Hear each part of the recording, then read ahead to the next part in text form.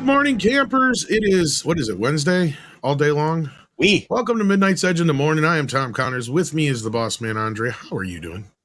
I am doing excellent. Greetings, everyone. It's Wednesday. It's the middle of the week. Let's get rolling. Yeah, rolling. Keep them doggies rolling. Rawhide. We have joining us, that is Paul Chato of Call Me Chato. He's a Dove Fortnite model. That is correct. I'm not fat enough.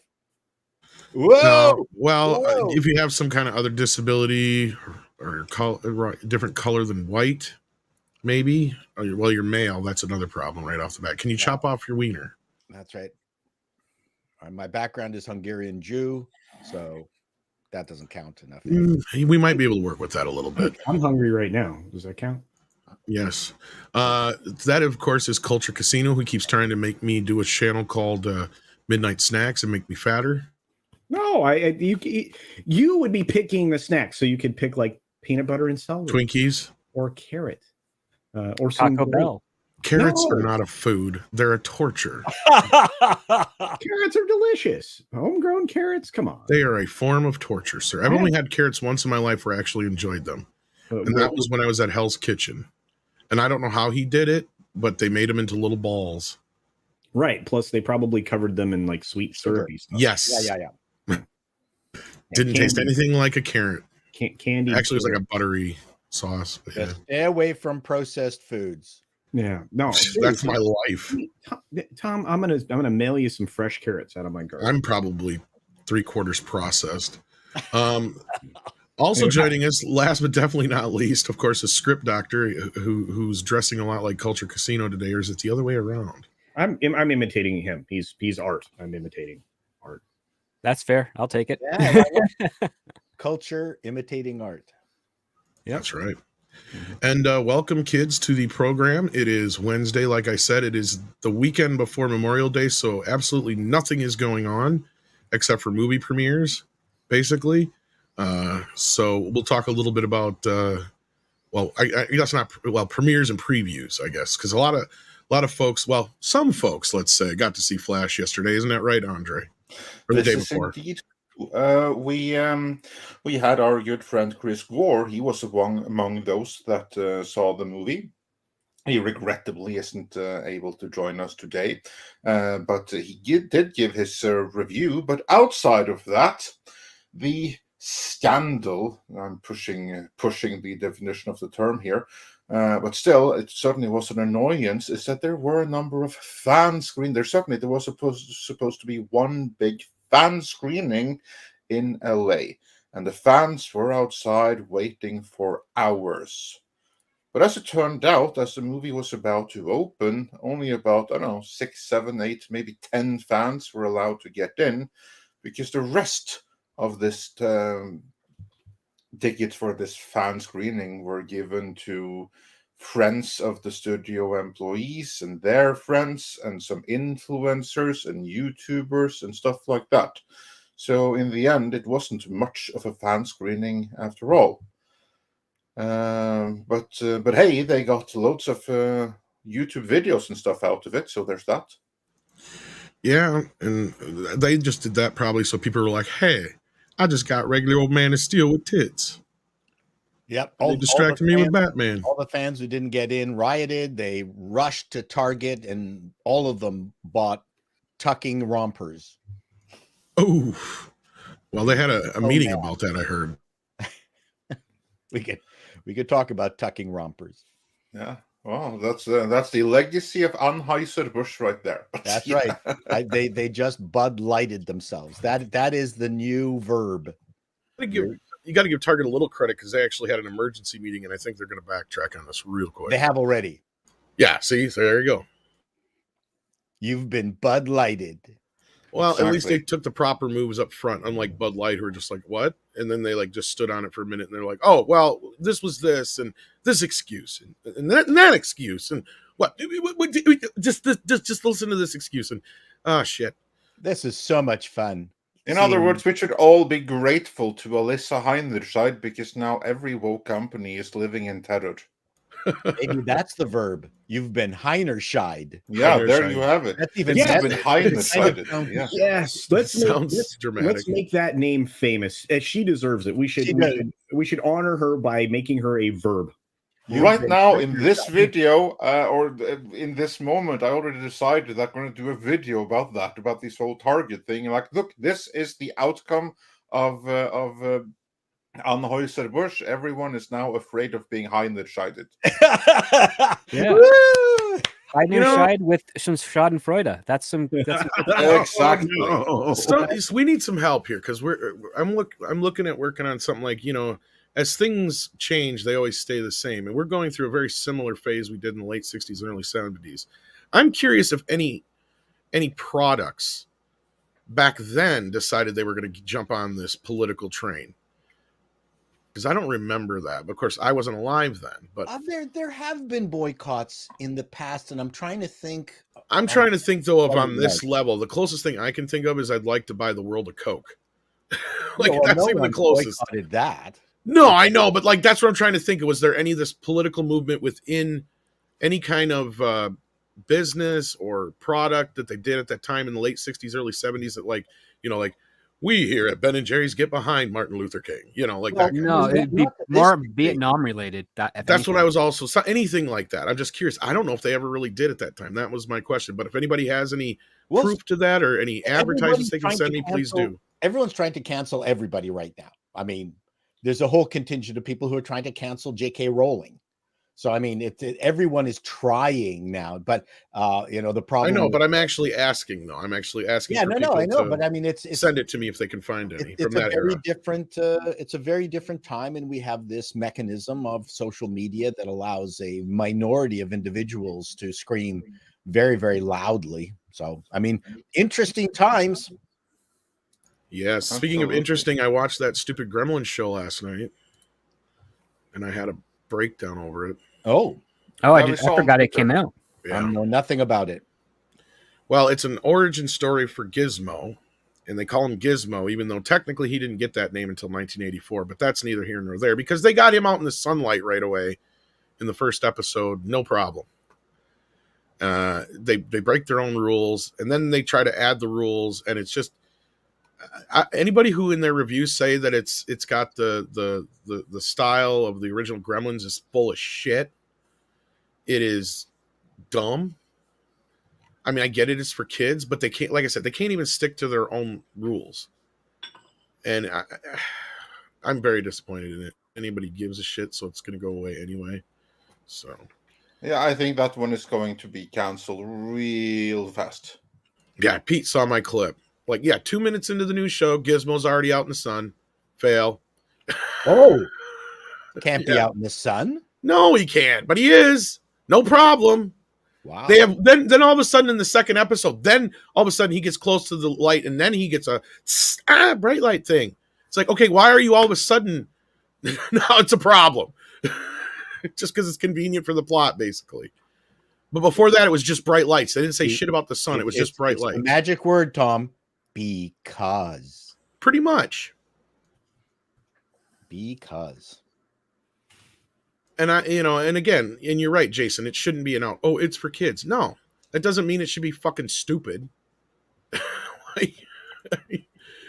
No, but that's the level of those who are making it. And this They are stupid, so it will be stupid. And this has potential, right? Because this is a story that I've been saying they should have done a long time ago, is do a storytelling at the same time it was going on in World War II with Mr. Wing finding Gizmo at the same, and how that all connects. And they're just kind of making it a kids show about these kids going on an adventure to take Gizmo home, which he's never going to make it there. So how depressing is that? Anyway, nobody else cares but me about Gremlins. So moving on.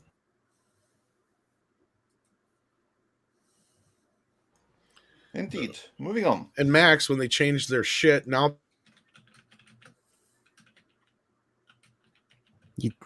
What? Tom muted himself. they're my mic's taking a dump on me. The navigation sucks now on HBO Max since they changed it to Max. I don't know if anybody noticed. Some people were complimenting it. You or lose was the that cursor real easy. Was that a joke? No, actually, I mean, I found it rather annoying, and it suffers from some of the other issues that many of the other front end UIs are suffering from when it comes to streaming. I mean, you can't copy paste what Netflix can do, or perhaps even Amazon, which I still find theirs lacking. But you know, Max and Disney Plus and all of them are searching for a way to make it easier to do anything else. Disney is horrible. Disney Plus is just dreadful. Yeah, there's a reason why it's so incredibly popular that people are unsubscribing by the millions. Yes. Yeah. Well, and Max actually had their first downturn this last, what was it, quarter culture, or I think it was, as far as their subscriber growth with HBO Max. So yeah, this changing of the name, that really is going to help them, I'm sure. It's not, and Peacock was brave enough to come out and that was great. It was a great line. What'd they say? Oh, I covered it in the 6 Minute Daily, but basically they came up with an R-rated version to make fun of them, and they said, we're not going to drop P from the front of our name. Yep. They actually bought into the joke that I said to begin with. Bravo, Peacock. Bravo. It was really well done. Yeah, that was still great. the stupidest name in streaming. I said. When there's jokes like that, you just gotta own it. Yep. Hey, good for them. Large corporations do a very bad job of interface design. I don't understand who's making the final decisions. Even at the gas pump, I went to a Shell gas pump, and the yes and no's were all above each other. Yes above no, and except for one decision, they put the yes over there. So I'm looking for because I'm come from an interface design background. I'm just staggered at how much bad design there is out there. It just makes it difficult for the end user. I agree with you, but I think that a lot of them are terrified of getting involved in one of those look and feel lawsuits. Yeah, you can copyright certain aspects. Yeah, you can copy modes, but not necessarily look and feel. So, I mean, there's easier ways of navigating these services. They could have done a layout very similar to how websites were designed back in the early aughts, where you'd have your banner of highlights at the top, and then you have a left-hand column of your categories, and then your alphabetical in your body. Yeah, I can't keep hiding everything. Well, what I ran into, I never used to have the problem with HBO Max, but now that they switched over, like I lost my cursor. Like I couldn't find where it was. So I'm sitting here hitting enter, and I'm like on some random show or movie. I'm like, that's not what I clicked on. And I couldn't even find where I was. So I had to basically go back to the home base and start over again. And then it was a pain in the ass just to find Gremlins. It was horrible. I don't understand what they changed or why they did it. And they have this, they insist on having everything in the long poster form, which is like, that doesn't work on a screen that's widescreen because you can only have so much on your screen. And that's how this cursor gets lost, because it goes to the next thing over and it doesn't move. So it's like something's not working right in there. Like it's not moving like it's supposed to. Why isn't Max using the same interface as HBO is? I don't know. They changed everything. I had to re-sign in. It's obnoxious now. And you have to pay extra for Max over HBO? No, it's just it's the same thing. They have different tiers now than they used to. That I know. But as far as I know, I'm at this top tier still. So the frustrating part was having to sign in again, to be fair. I mean, then I have to figure out which password I've been using for that for 1,000 years. But the other thing is they screwed up in the name simply because HBO Max is HBO. The brand HBO is a premium brand name. If anything, you should just drop the Max part of it. Yeah. It should have just been HBO. Because or WBO, because that works well too. You change it to Warner Brothers Online. Because years ago, Warner Brothers was owned by AOL, which was America Online. And AOL was a huge... They even tried shoving the HBO into the O of the HBO into the A of the Max. Did you notice that? Yeah. I thought that was clever. I thought it was at least a visual connection. But I have a question. Is Max on any of the cable? Cinemax and HBO are all on the cable stuff, yeah. Well, HBO is on cable, but is Max Cinemax on cable? Yeah. In fact, when I was growing up, my cable company was too cheap to spring for HBO. We only had Cinemax. No. I'm talking about the new Max. Is it just streaming? It's or just is their it- app. They just changed the name. That's all it is. Okay. Yeah, they decided to drop the HBO because, according to somebody I can't remember who said it, they said they wanted to distance themselves a little bit from HBO because they saw it as, because Not people were kid seeing it as adult entertainment. Yeah. So I'm like, so you drop the HBO part, but you keep the Max part, which Cinemax is more associated with adult entertainment than any of them. Yeah. Because the nickname Skinemax is for that reason. Yep. Because on the weekends after 10 o'clock or whatever, they'd start showing softcore porn. Well, I saw the online ad for Max, and they were showing an awful lot of adult stuff, like more adulty than what was on HBO. I don't understand the move. No, It and makes that I didn't get. absolutely no sense to me. And just Max is too generic. It's way too generic even if you're not associating it with Cinemax. You know what? Any name can work over time. Pete Townsend thought one of his names for a band were so stupid that he just gave it to Led Zeppelin. It was Led Zeppelin. He said, "Oh, this is a stupid name," and they went, "Oh, okay, we'll take it." So, I mean, anything can be made successful over time. Except for we had a band called Crib Death, which didn't really work very well. So I don't recommend that as a band name. Yeah, well, it's all in the marketing. You are of course entirely right. With marketing, anything can work. Correct, and good product. Also, anything can blow up in your face if you do it wrong. So yeah, anything can be Heinerscheid-ed. Well, look at what I can't remember who posted it. WDW Pro, the how many $1 billion each of these different corporations made through different outlets, whether it was the movies or video games or product selling merch. But it was staggering just how much of Disney's profits came from merch only. I didn't realize it. And they've killed it. They've killed the merch business. Disney was a king of merch, but of course, that assumed that audiences were happy about or wanted to buy that merch. Like, for instance, what do you think that Cars, the Pixar's Cars, ever got a sequel? It wasn't because of the quality of the movie, and it was such a compelling story that it needed a chapter 2. It was the merch sales. Yep. And I think the merch sales put it on the top of all Pixar films, even above Toy Story, if I remember. Yeah, because they were competition to Hot Wheels, basically. But isn't that Hot amazing? Wheels is huge. You take no notice of Cars. You go, okay, that's a middling Pixar film, but holy smokes, what a merch monster! Because boys like cars. Yep. Indeed. Yeah, and in the Eaton Center we had the Disney store, and it was always packed, and now it's gone. All the Disney stores are gone because they're not supporting it properly. And on the HBO thing, I see a bunch of people in the chat going, "Oh no, it's because they added Discovery to it." Well, I'm saying exactly what somebody had said to the press. And if they change the name just because they're adding Discovery to it, that makes less sense than just why would you call it Max? They're adding Discovery to what? Exactly. Discovery Plus and HBO Max were combined. That's where they're claiming they changed the name. To me, I'm still saying that makes even less fucking sense. Because in that case, why wouldn't you just call it Warner Discovery Plus or Warner Discovery Max? Okay, so in their ad, I saw a shit ton of Discovery shows on Max. Which is true. They are combining the two. But in that case, I still don't understand it. Because even if that is the case, why wouldn't you put Discovery in there? Because going back to the things I've said before. Well, you made a good point. Is, the one that I would talk to people, I'm like, well, do you have CBS All Access? Do you have this? Do you have that? They'd be like, no, but we got to have Discovery Plus. And it was always because they had to have it for the 90-Day Fiance and this, that, and the other, and things that connected to shows that they couldn't get on the television part of it. So that was why they had to have it. So I said to people way back when, I'm like, this is the one to watch. And then Warner Brothers brought in Zaslav to do just that, make HBO the had to have service. And this to me is the dumbest move yet. Why would you just make it called Max? That doesn't scream Discovery. That doesn't scream HBO. Yeah. Or just call it any of those things. Or Warner Discovery. Exactly.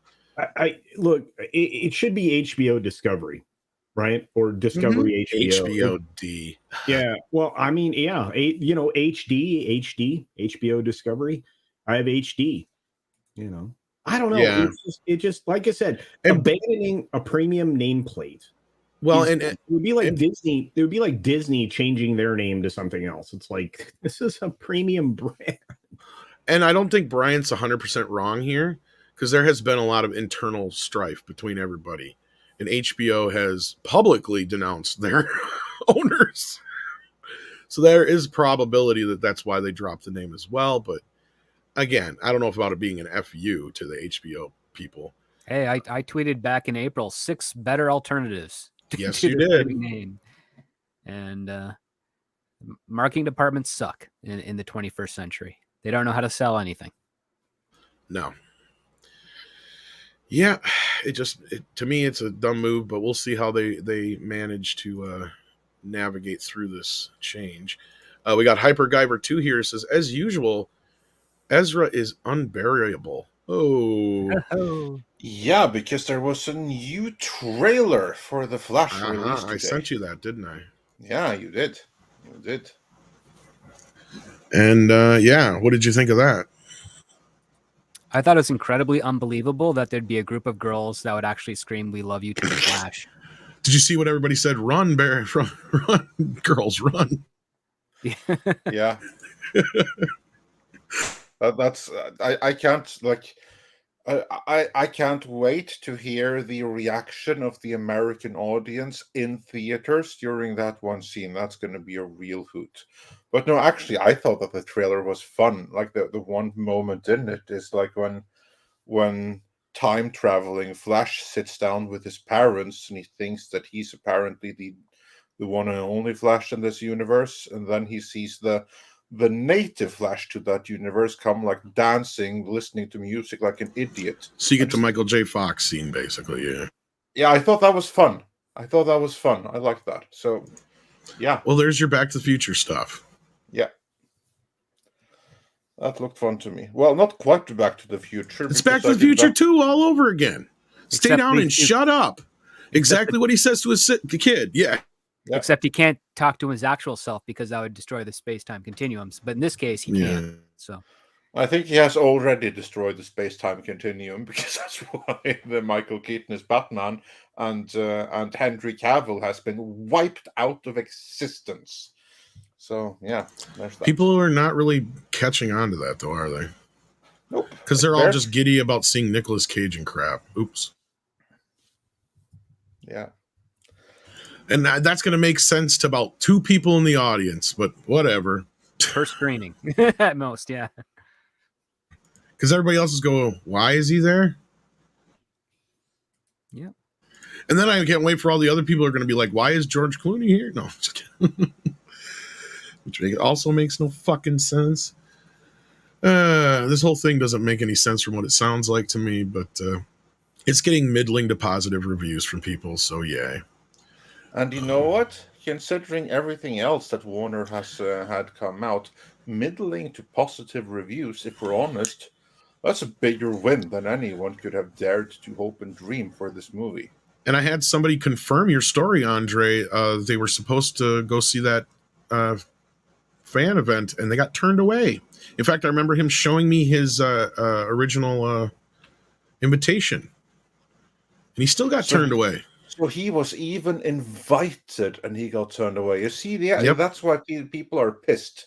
Imagine that, you being invited, you may have taken the day off and everything, and I'm like, yeah, no, sorry, you can't go because we decided that this friend of the studio usher or something, he was just more important than you. And also, here are a bunch of influencers that can talk about it in TikTok. They're definitely more important than you. So go away, pleb. That's basically the message that was given to the fans there. Manalo says the Flash screening was a crap show. I can see why, if that's the case. I can see a lot of pissed off people if that was the case. Yeah, no, evidently that was the case. I mean, even Grace Randolph reported on it and wasn't too impressed with the organization of that particular event. What's even worse is James Gunn says that's his favorite film of the year. It's like, dude, you need to watch some more movies. I ain't even seen it, and I know it's just him doing. Yeah, I know. Yeah, he obviously doesn't mean that. That's him being the chief of the CSE, and also I'm sure that he must have gotten some kind of heat when the headlines came out that some people were blaming him for all these movies bombing. That's Obviously, basically because the he went equivalent. out and because he went out and said that all these things they don't matter anymore. We're going to reboot anyway. Like, he didn't use those words, but he might as well have.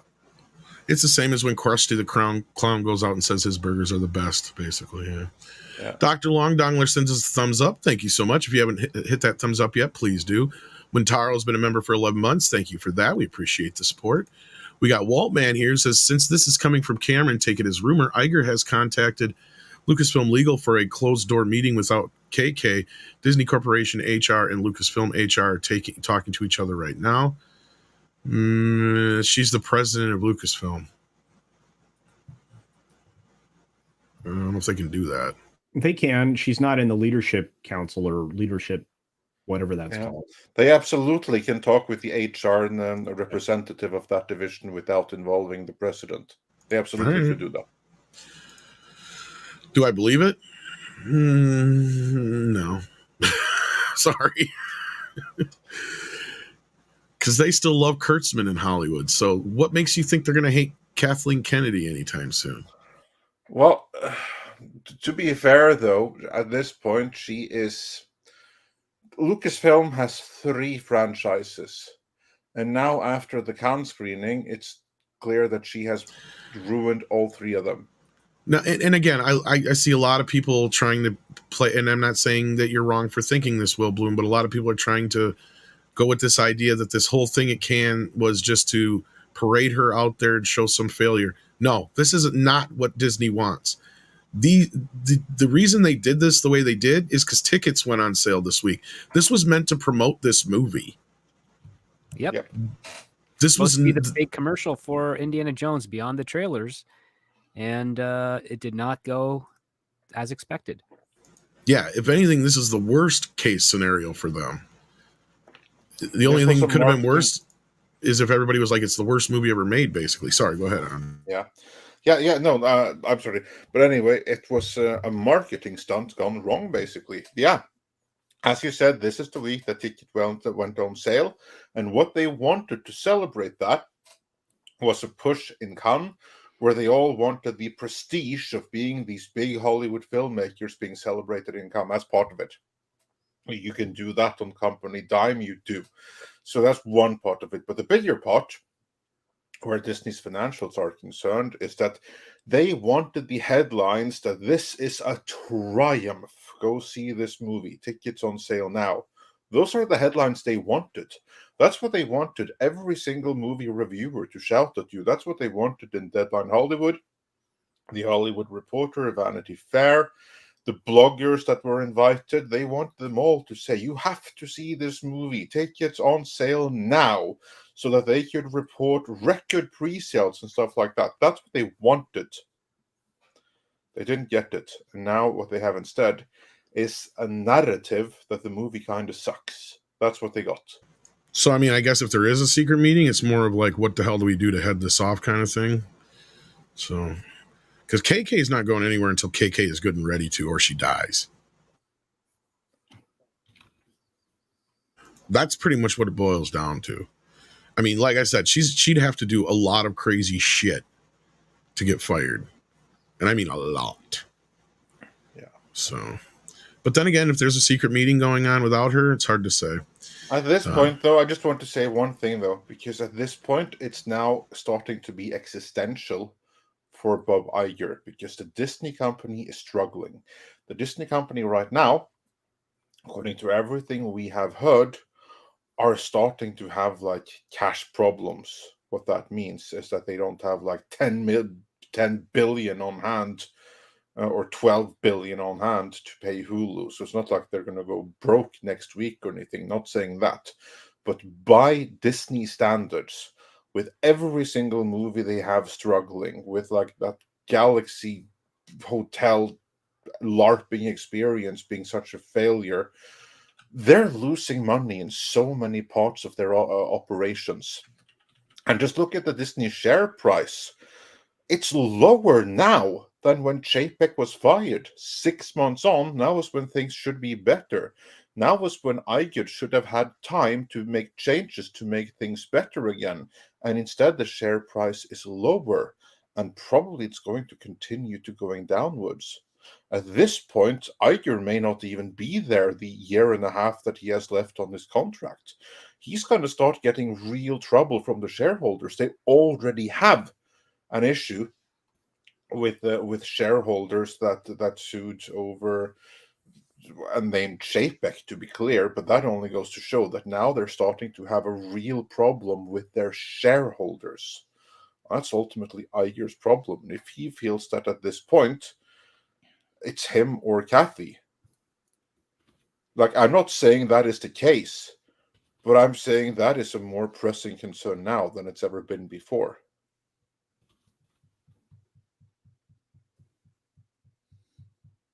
And then we'll see what goes with it, because you could very well be right, Tom, but if so, Iger is basically allowing his respect for her get in the way of preserving his own legacy.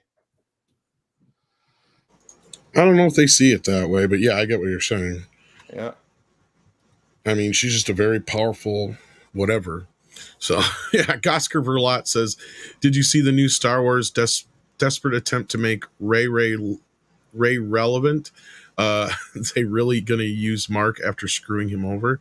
What's this about now?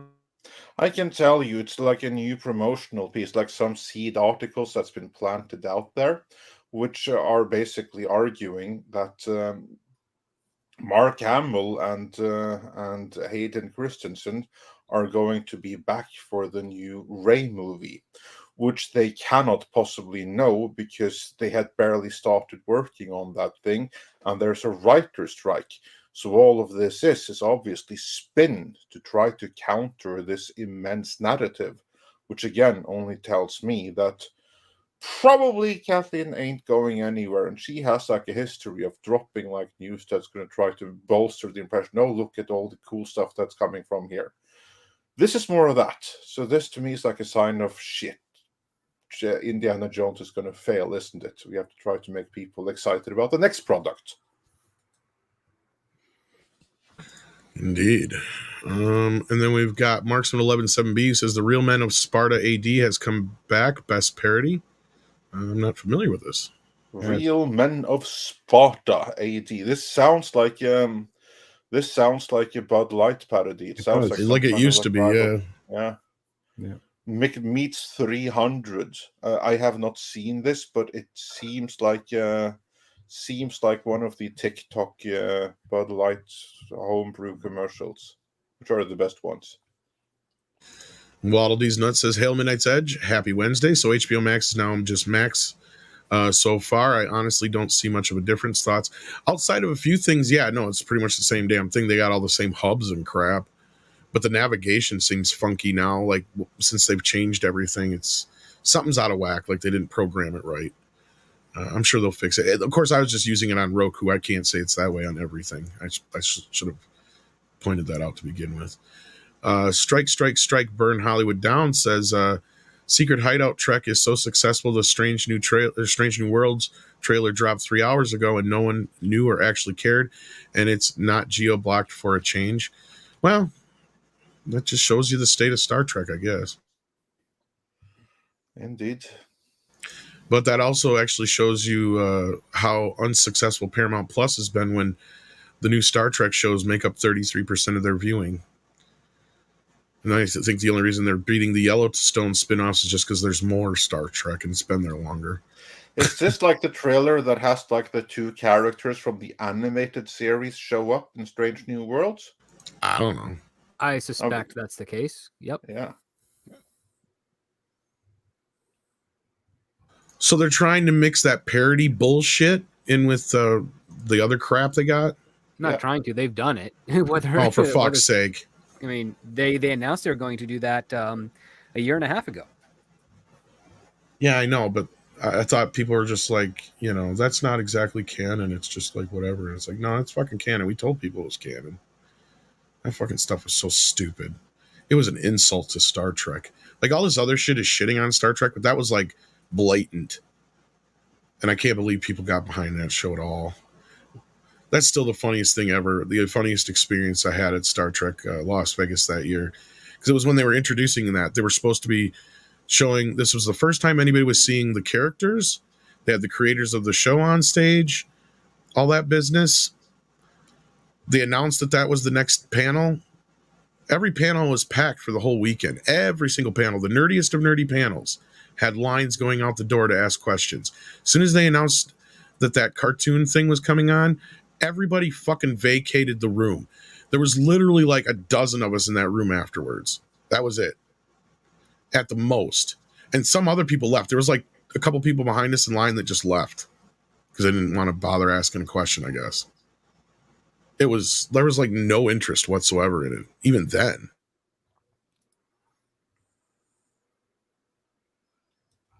Yeah. And now they want to tarnish Strange New Worlds, which actually has some merit with lower decks. And they gave him purple hair, really? Yeah. Mm-hmm. That's what he's got in the cartoon show. Yeah, well, usually when they do that, it's because it's just kind of emulating how another color shines in the light. But okay, kind of like, when somebody's hair is actually black, but it looks like blue. The animation is very, very cheap on lower decks. They can't afford to do that effect. I know I was being facetious, but yeah. So I guess they can afford hair extensions in space. Looks that way. Well, it's a matter of what you prioritize, and when you have activists like those, it's like part of their uniform. So, yeah. Oh, Lord. I give up. Waddle D's Nuts says, I still think Max sounds like if Goofy made its own streaming service, Disney, how's create your own streaming service cartoon? Yeah, I don't know. I still associate it with Cinemax when I think of Warner Brothers, though. 200 Watt Studio says, can you please read this in the next few minutes? Gary is starting a nooner in about 20 minutes, so I don't want to miss this. Well, I guess you have a hard choice, huh? Sorry. Dash Attack says, there's a low-budget vampire movie coming out this summer called The Last Voyage of the Demeter. Trailer's promising, not sure if you've heard of it. Yes, they actually showed it before Renfield. Yeah, I'm hit and miss on this one for the obvious reasons. But it's not just a vampire movie, it's a Dracula movie. Yeah, and I mean it's inconsistent with the lore to a certain extent, but I'm happy to take a look at the film because I'm a big fan of Dracula films, so we'll see. Yeah. I think it's interesting because this is one part of the story that's never really been explored, but yet it has the most deaths if you think about it. So as far as like a horror movie, it's prime ground. Oh, indeed. Everybody dies.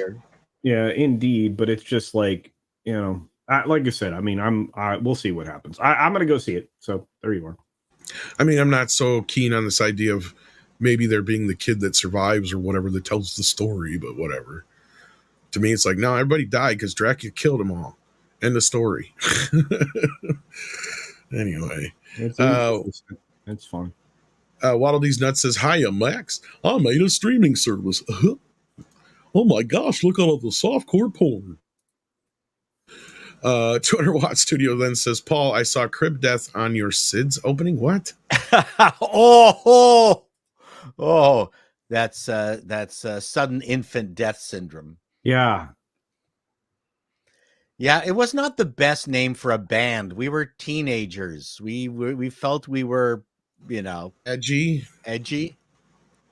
So, I guess. But we never lasted very long because none of the guys in the band were patient enough to tune up. So we'd get together and tuning would last forever. Then I just gave up. I said, forget it. Oh, I thought you were going to say because you were lacking stamina at that age, but okay. Oh, jeez. Wow, that's horrible. No, anyway. but this was in the punk era. I mean, Nerd Alert says, like Jay Sherman once said, if it's a remake of a classic, rent a classic. True story. Yeah. It stinks. Doug 1985 says, I 100% agree, Tom. Anybody saying that they're true fans of Gremlins giving this show high praise in the reviews I saw are not true fans. Yeah, I know. I'm on a bunch of the Gremlins groups and Facebooks. They're trying to cope with this shit right now. It's like, you poor summer children. I've dealt with this shit with Ninja Turtles. It's not going to get any better from here. But I would say Ninja Turtles fandom menace is bigger than Oh Gremlin yeah, fandom but menace. they have the same kind of copium is what I'm talking about, Paul. Right. They try to make excuses and why they should like this crap. Right. In fact, I had a conversation with Phil TMNT, who's a big turtle fan in the fandom here too, and he's kind of trying to hold out hope for the new film. And I'm like, dude, because he's like, I might have to change my name if this movie sucks. I'm like, I hope you've thought of some ideas for a new name. So it's going to suck. yeah, that's basically my way of telling him it's going to suck. I was like, I hope you thought of some names for yourself because you're going to end up changing it. Yeah. So yeah, no, is it like a woke issue? No, it's just they aren't even paying attention to their own lore and logic. That's my problem with it. The show's not overly woke or anything, really. It's just dumb. Waddle These Nuts says maybe KK could make another American Graffiti film. Well, we had heard a rumor that there was a plausible reunion movie coming about, but it was like, there was like I think it was a documentary though or something. But they did do a big deal this last weekend in, I've got it. I just forgot the name of the town he was born in. Modesto? Yeah, I think it was in Modesto this last weekend. Because I think Gary Ambrosia was there. He sent me some pictures of the cars and stuff. Well, I mean, it would be the third American Graffiti film, essentially? Yeah, there was some talks about it, but then I heard it might be like some either documentary or streaming thing or something. So I'm like, I'm not 100% sure. Heaven help us, someone actually makes a new movie about something. Heaven help us. Right? Well, and that's why I won't shit on the Demeter thing, even though it is based on an old IP. At least it's a fresh look at something, and it's not, a sequel or prequel necessarily. That's a Hungarian name, Demeter. What does it mean? Well, I mean, look at the reaction Megan got. Went, oh, wait a second, that's new IP. What happened? How did that get through? I know, and it was one of the better movies of the year so far. It's very refreshing. Yeah, because they did exactly what I said they should do, and that was take the idea they used for the Child's Play remake and strip anything that was Child's Play out of it, and you get Megan. It was just what they should have done in the first place. Sorry, Andre, you were about to say something.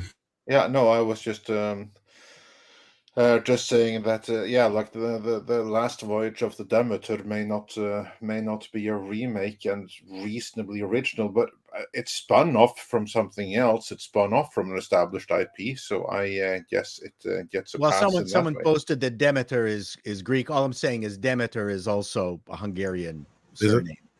And if it's about vampires, then it's got to be Hungarian. I'm sorry. Yeah, what I love is when one word.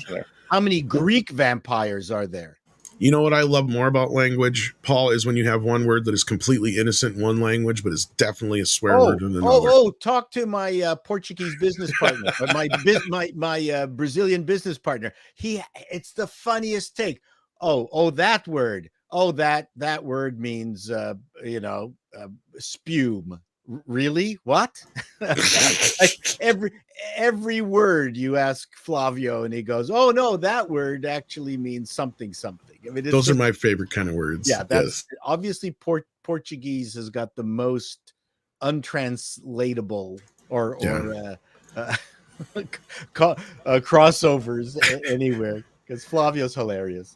We got a birthday in the house, and everybody knows what happens when we got a birthday in the house. What? Oh, geez, it's early. I was out last night doing stuff. Okay.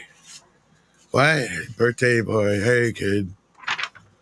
Happy birthday to you. Happy birthday to you. Do I really got to do this whole thing? It's the same thing like 5 times in a row. Happy birthday, guy. Cheers. Good night. Joker was an asshole. That's so serious. Thanks, Batman. I guess. Happy birthday, Monkey Jeebus, a huge fan of the channel. And he follows me around almost everywhere I go. So thank you so much, Monkey Jeebus, for hanging out, and happy birthday to you. Indeed, happy birthday. He's one of my fellow stalkers. I have a few. Him and Kitty Bear and a few others that are almost everywhere I go. So I appreciate you. Stalkers. I like them. Rambam 3000 sent us a super sticker. It is a thumbs up. If you haven't hit the thumbs up yet, please do. Michael Nemo says HBO Max should become the Dial of Destiny. Yeah, I like it. Al Humphrey says, as a protest to DC still using Ezra Miller, what do the panel think? If I was to watch The Flash, I would book a ticket to another movie that's on the same time. So does DC don't get the money. You could do that, just don't get caught. Right. And understand this, that they're not still using Ezra Miller. This is his only outing. Yeah, this is something I've kept saying to people is when they're like, I can't believe they got rid of Henry Cavill, but they're keeping Ezra Miller. It's like, well, are they? Like in the next 5-year plan or 4-year plan or whatever it is that they've got come up here, I haven't seen one Flash thing come up, and they've just been saying, we'll see. And when Hollywood, when they say that kind of crap, that means no, he's not coming back, but we're just diplomatically saying nice things about him in the press. The nicest things we can say, at least. And that is, we'll see, meaning no. Yeah. If Hollywood doesn't say yes, then it's obviously going to be a no matter how different way they talk around it. Because no is the default word in Hollywood. Lots of people love to say no, but they want to say yes, but they love saying no. Ezra is up for the role of Cleopatra in the next Netflix show. Probably. No, but I think you pointed this out before too, Script, is that in Hollywood, everybody always, even if they don't like somebody, they always may have to work with somebody again. Oh, so yeah. they try to be more diplomatic in the press, regardless of who it is or what, just because you never fucking know. Exactly. Oh, and how did you like my script? The page numbering was fantastic. I mean, nobody wants to say anything bad in front to anyone's face. That's why what's his face who interesting. If they don't have any other words, they'll say interesting is often the case. Fascinating, well paced, love the characters, like lots of general platitudes. It's only when they start talking specifics do you know if they actually liked it. There's one specific I can think of, and it's not Joss Whedon that I know most people are like, no, there's somebody worse than Joss Whedon that people covered up for, and they would even come up with things in the press to kind of talk about his outbursts as creative and other things. I'm trying to think of the guy's name. He directed I Heart Huckabees. Russell? David O. Russell? David O. Russell, yes. And this guy is supposedly a tyrant, but yet they would constantly come up with excuses for him, right? And that's just because he would make these movies, and for a while he would make movies that made money and were popular, but that only lasted for so long. And now he's pretty much been shit canned after his last movie here, that really bad one. The Joy? No. The one after that, the 3-hour one. I'm trying to think of the name of it now. Amsterdam? Yes. Oh, okay. Yes. I mean, between Joy and Amsterdam was like 7 years. So yeah, I know. Well, that's the thing, because like he got semi-canceled for a while there. Then they let him come back, and then now, the stories are creeping up again that he was a big jerk. So, and Singer seems to be gone. Well, yeah, Singer was canceled in the midst of the Bohemian Rhapsody hype, just so they could try and distance themselves from him. Yeah, bad boys. Yeah, I've heard both sides of that story, so I don't know what to think on that one. Celiato says Kathleen will leave Lucasfilm when she has a high note to go out on, which is never. Well, there's that too. This is her Vegas ending where I just got to make one more bet. I got to get the money back. The house is won from me. Just one more roll, please. One more roll of the dice. One more roll of the dial of dice. Yeah, the dice of destiny. The dice of destiny. There you go. Yeah. Should have thought of that. This time, Indiana Jones has a gambling problem. Yeah. Put it all on black. No. Listen, they put $200 million into the film. They got to release it. More. Or whatever. Much more. Yeah, much more. They have to release it.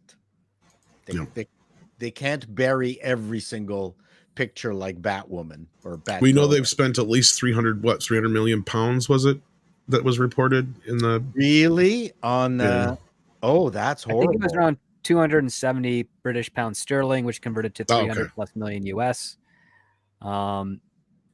But you have to do that conversion at the time the dollar was Right. to the pound sterling when that report was filed, which was like 2 years ago, or at least And this, the report was filed recently, but the spending of it was 2 years ago. So it's that type of And Right.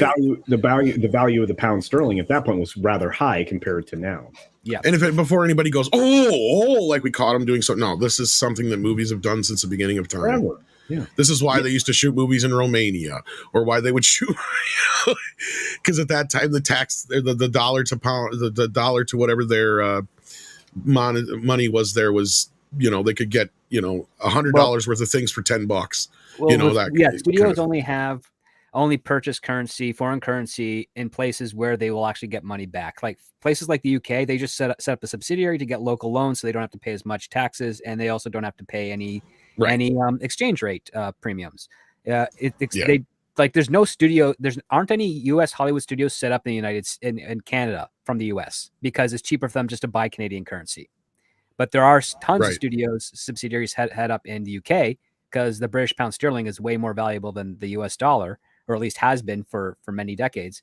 And so it's much cheaper for them just to get local loans and do reverse exchanges. Or sometimes they'll do a local loan in the UK and then they'll go to a place like Romania or Georgia where it's massively more return for one British pound sterling, and they'll spend money that way. That's how they do it. And they do that to make sure that they're not trading US dollars and losing value on those dollars. And again, like I said, this is not a new practice. This is, in fact, how Golan and Globus and Full Moon Entertainment or Empire, however you want to call Charlie Brown's company at the time, this is exactly how they built themselves. They would set these movies up. They would send a couple of American actors over to Romania or wherever, shoot the movie for next to nothing, and then, you know, that's how they would make their money on it at the end of the day. I mean, that's how the spaghetti Western got financed. Exactly. Yep. That's another good example. Yep. And to be fair, I still love those movies to this day. So it doesn't really matter where it's shot. It's what you end up with. No, but the point was, is we know how much they've pretty much spent on it, and it was an ungodly amount of fucking money for a movie like this. Insane. Especially when most of it could be practical effects and probably cost half as much. But I know we also have to say that, yeah, part of it was because they were shooting during COVID, and God knows how much money it was costing them when they were shut down after they tried to kill Harrison Ford. Tennille 89 says, Tom, do you think dovetailing with the timing of the announcements of Star Cruiser closing and Willow's purging are coincidental? Then certainly could be, but those seem like long odds to me. Now this, if you're saying where I had pointed out the other day, I think that they dropped that news at the same time as that happening because they thought Indiana Jones would dominate the headlines, but not in the way they expected it to. Did it happen? Oh yeah, that was clearly a distraction tactic that didn't work into their favor. Instead, it got lumped in with them. See, and that's where people are like, oh, it was a surprise to KK. I don't think so. I think KK knew. And I think this was orchestrated in a way that they knew that this news would come out, the bad news would drop. At the same time, everybody was going to see Indiana Jones, so that the talk of the town would be Indiana Jones at Cannes. But since the movie didn't play as well as they were hoping, that just got all kind of merged together, and everybody's just talking about how bad of a week it's been for Disney instead. Well, look at the timing of it. They dropped it before the showtime of Indiana Jones, hoping that after the conclusion of Indiana Jones, people would not be talking nothing but Indiana Jones and completely forget what happened 3 hours ago. Yep. I mean, if they really wanted to lambast Kennedy and Disney, they'd have dropped it moments after Indiana Jones people got out of that movie. Yeah, because really it makes no sense for them to put everybody in a position where they're going to get asked those kind of questions at an event like this. So I seen it as, like you said, it was a distraction. I don't think it was like a Elton John moment where they pulled it on her while she was in the showing of the film to try and, get her anyway. Because we got to look. That's the thing, though. If they really, really, really, truly wanted to get rid of Kathleen Kennedy, they just get rid of her, right? Like they would come up with a fucking reason. We got to remember, they don't see these people the way we see them. It's just like J.J. Abrams and Alex Kurtzman and all these other people. Now they're starting to realize J.J. Abrams is, who he is. But it just takes Hollywood a long time to come around to these things. Or, Kathleen Kennedy is one of those people that nobody is ever going to fucking cross, no matter how bad they hate her. it probably will never happen. Not until long after she gone and out of the system will we finally start hearing some of the horror stories about her, I bet. That can't happen soon enough.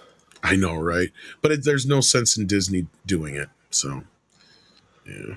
World War II eventually ended. And we So did the accidentally 100 went Years' past War. this one. So just be patient. Yeah. Sorry about this, Darth Silver Sith. We brought this up on screen and didn't read it. Thank you for Six for catching that. Warner Brothers thought we'd forget about Miller and what if he did if they delayed the movie. We didn't.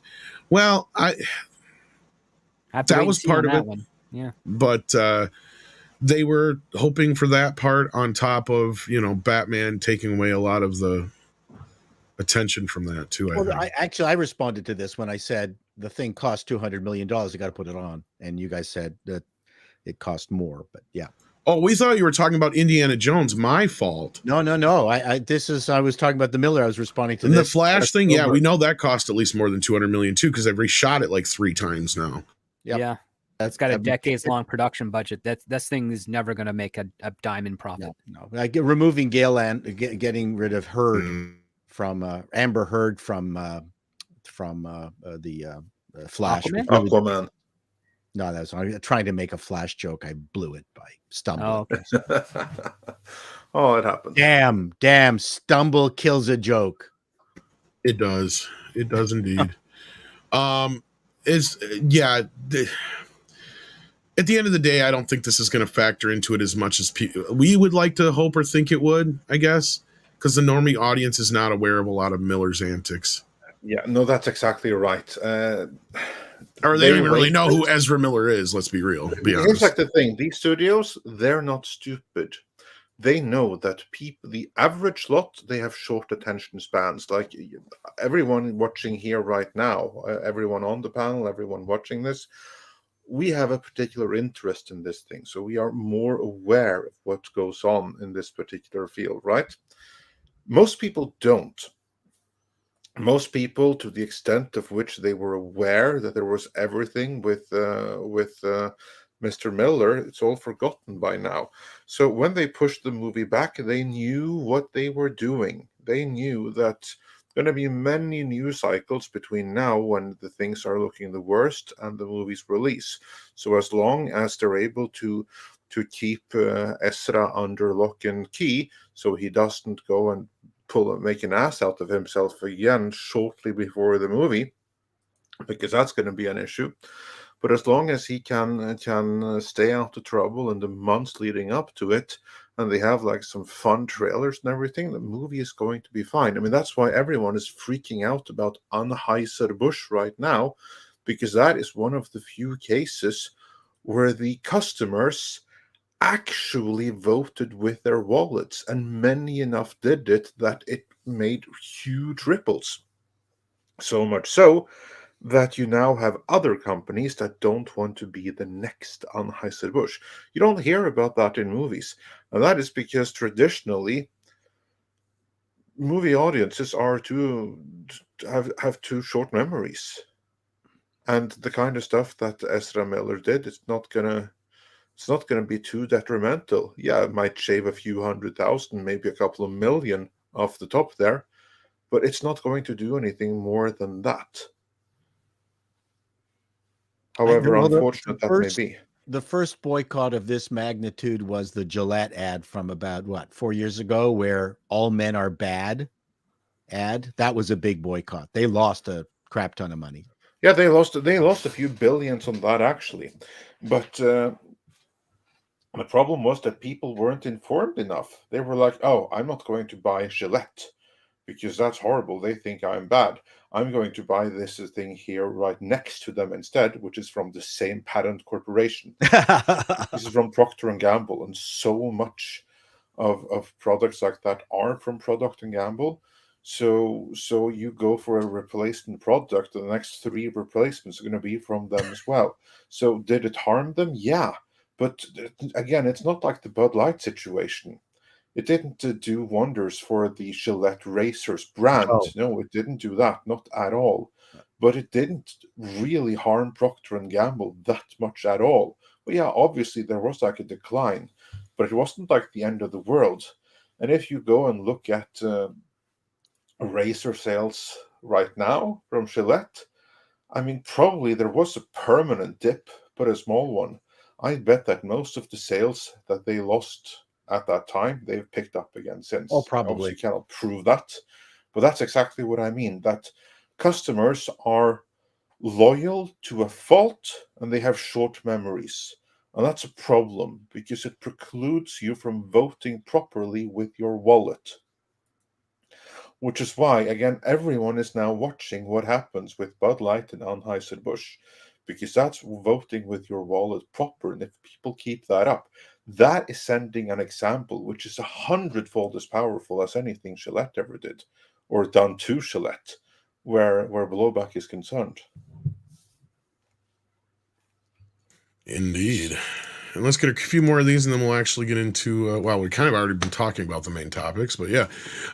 Olaf NS says, 22 months already, now how to waste a perfect good member milestone message. Just to say, I always enjoy these streams when I am able to get on here. Well, thank you so much, Olaf. We appreciate it. We love having you on. Yes, and we do have to do some kind of member stream here soon. Yep. Mecha J says Paramount Plus just merger with Showtime and will be jacking up their prices. Thoughts on this? Actually, this is something I think that's been in the works for a while. They've already been reporting their numbers mixed with Showtime, so this is kind of just par for the course, I guess, or I don't know how to put it, but like, I'm not surprised. Look, Backish is no fool, and they've been they've been suffering financially for a long period of time. The experiment to remerger Viacom and their other products was a disaster. You blame Shari Redstone for just grasping defeat from the jaws of victory. But look, this is an inevitable thing, and I have a feeling you're going to start to see them parse off or eliminate entire brand channels that you used to see on cable television. They are in a rough place right now. So, yeah, there you go. And then we've got High King Finor, Alpha Chat of Middle Earth says, is there a way for Amazon to back out of making all 5 seasons of Rings of Power? I can't imagine that they would want to continue if the viewership drops further. Oh, to the contrary, actually, we're starting to hear some rumors that they're digging in their heels a little bit deeper into this Lord of the Rings business. Isn't that right, Andre? We are hearing some rumors about this that obviously have to be vetted much more before we can do a video on it. But yeah, we are hearing that Amazon are doubling, tripling, and quadrupling down. I think we can say that so far. Either they're buying into Embracer Group in some way, or they may be trying to acquire rights in some way. That's the best I can put it at this point. Yeah. But as for the premise of your question, is there a way out of it? Yes. There's always a way out. The only question is how expensive is that way out? And if the deals with Amazon, or between Amazon and what is now Embracer, of course it wasn't, but they will have taken it over. If they are anything like the Star Trek Discovery deal, what that means is that the studio has committed to a certain number of seasons.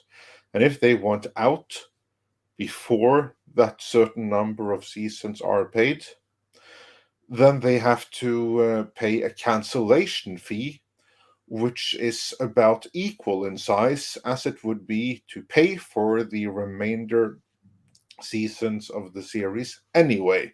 What a great deal. Who negotiated that? Oh, you're kidding? It's just like the deal you used to have with internet service providers or cable providers. Yeah, it's the same thing. Yeah.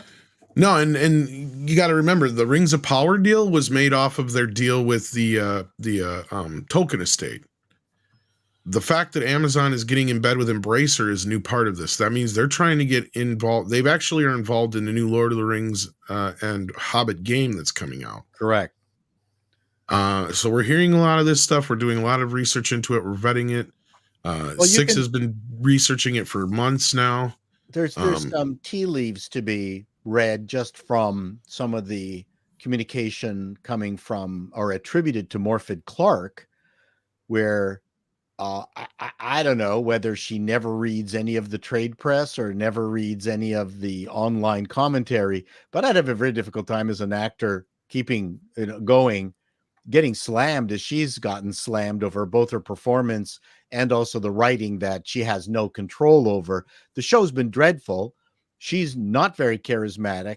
No one likes her. And the most recent thing I read, she came to the conclusion that she is Sauron, that everyone is treating her as if she's Sauron, and everybody, I guess she has come to the conclusion that, a realization that people hate the character or hate her or both. I don't know, but in other words, sound like no, sorry, just carry on. no, I was just saying it, but it doesn't sound like she's like backing down. If I was her, I'd just quit.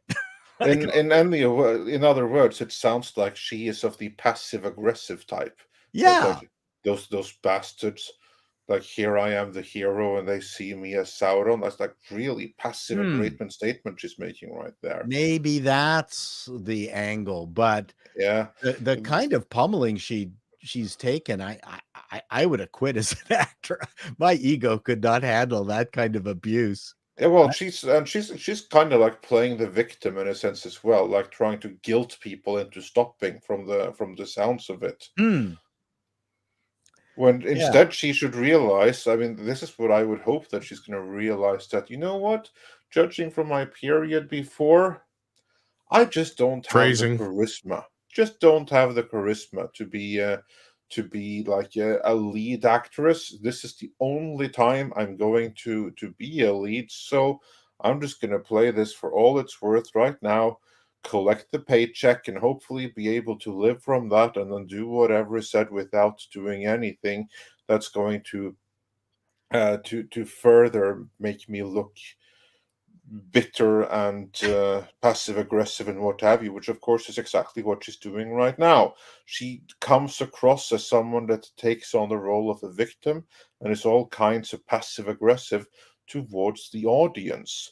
What she should be saying is like, yeah, I get the impression that some people aren't happy with the series, but if she was professional, she should then follow that up with, but that's all right. We have more seasons coming, and we are all trying our best to win you over and show that we deserve your viewership. That would have been the political statement, rather than, bitches, you don't like me, consider me Sauron.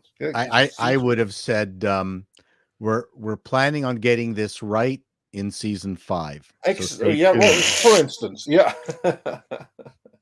Or beyond season 5 or something. But again, she obviously doesn't do that, which only goes to show that she hasn't been coached very well on how to respond to criticism at all. I think you're right. I think your analysis is correct. I thought there might have been some irony in her response, but I think you're right that there's none.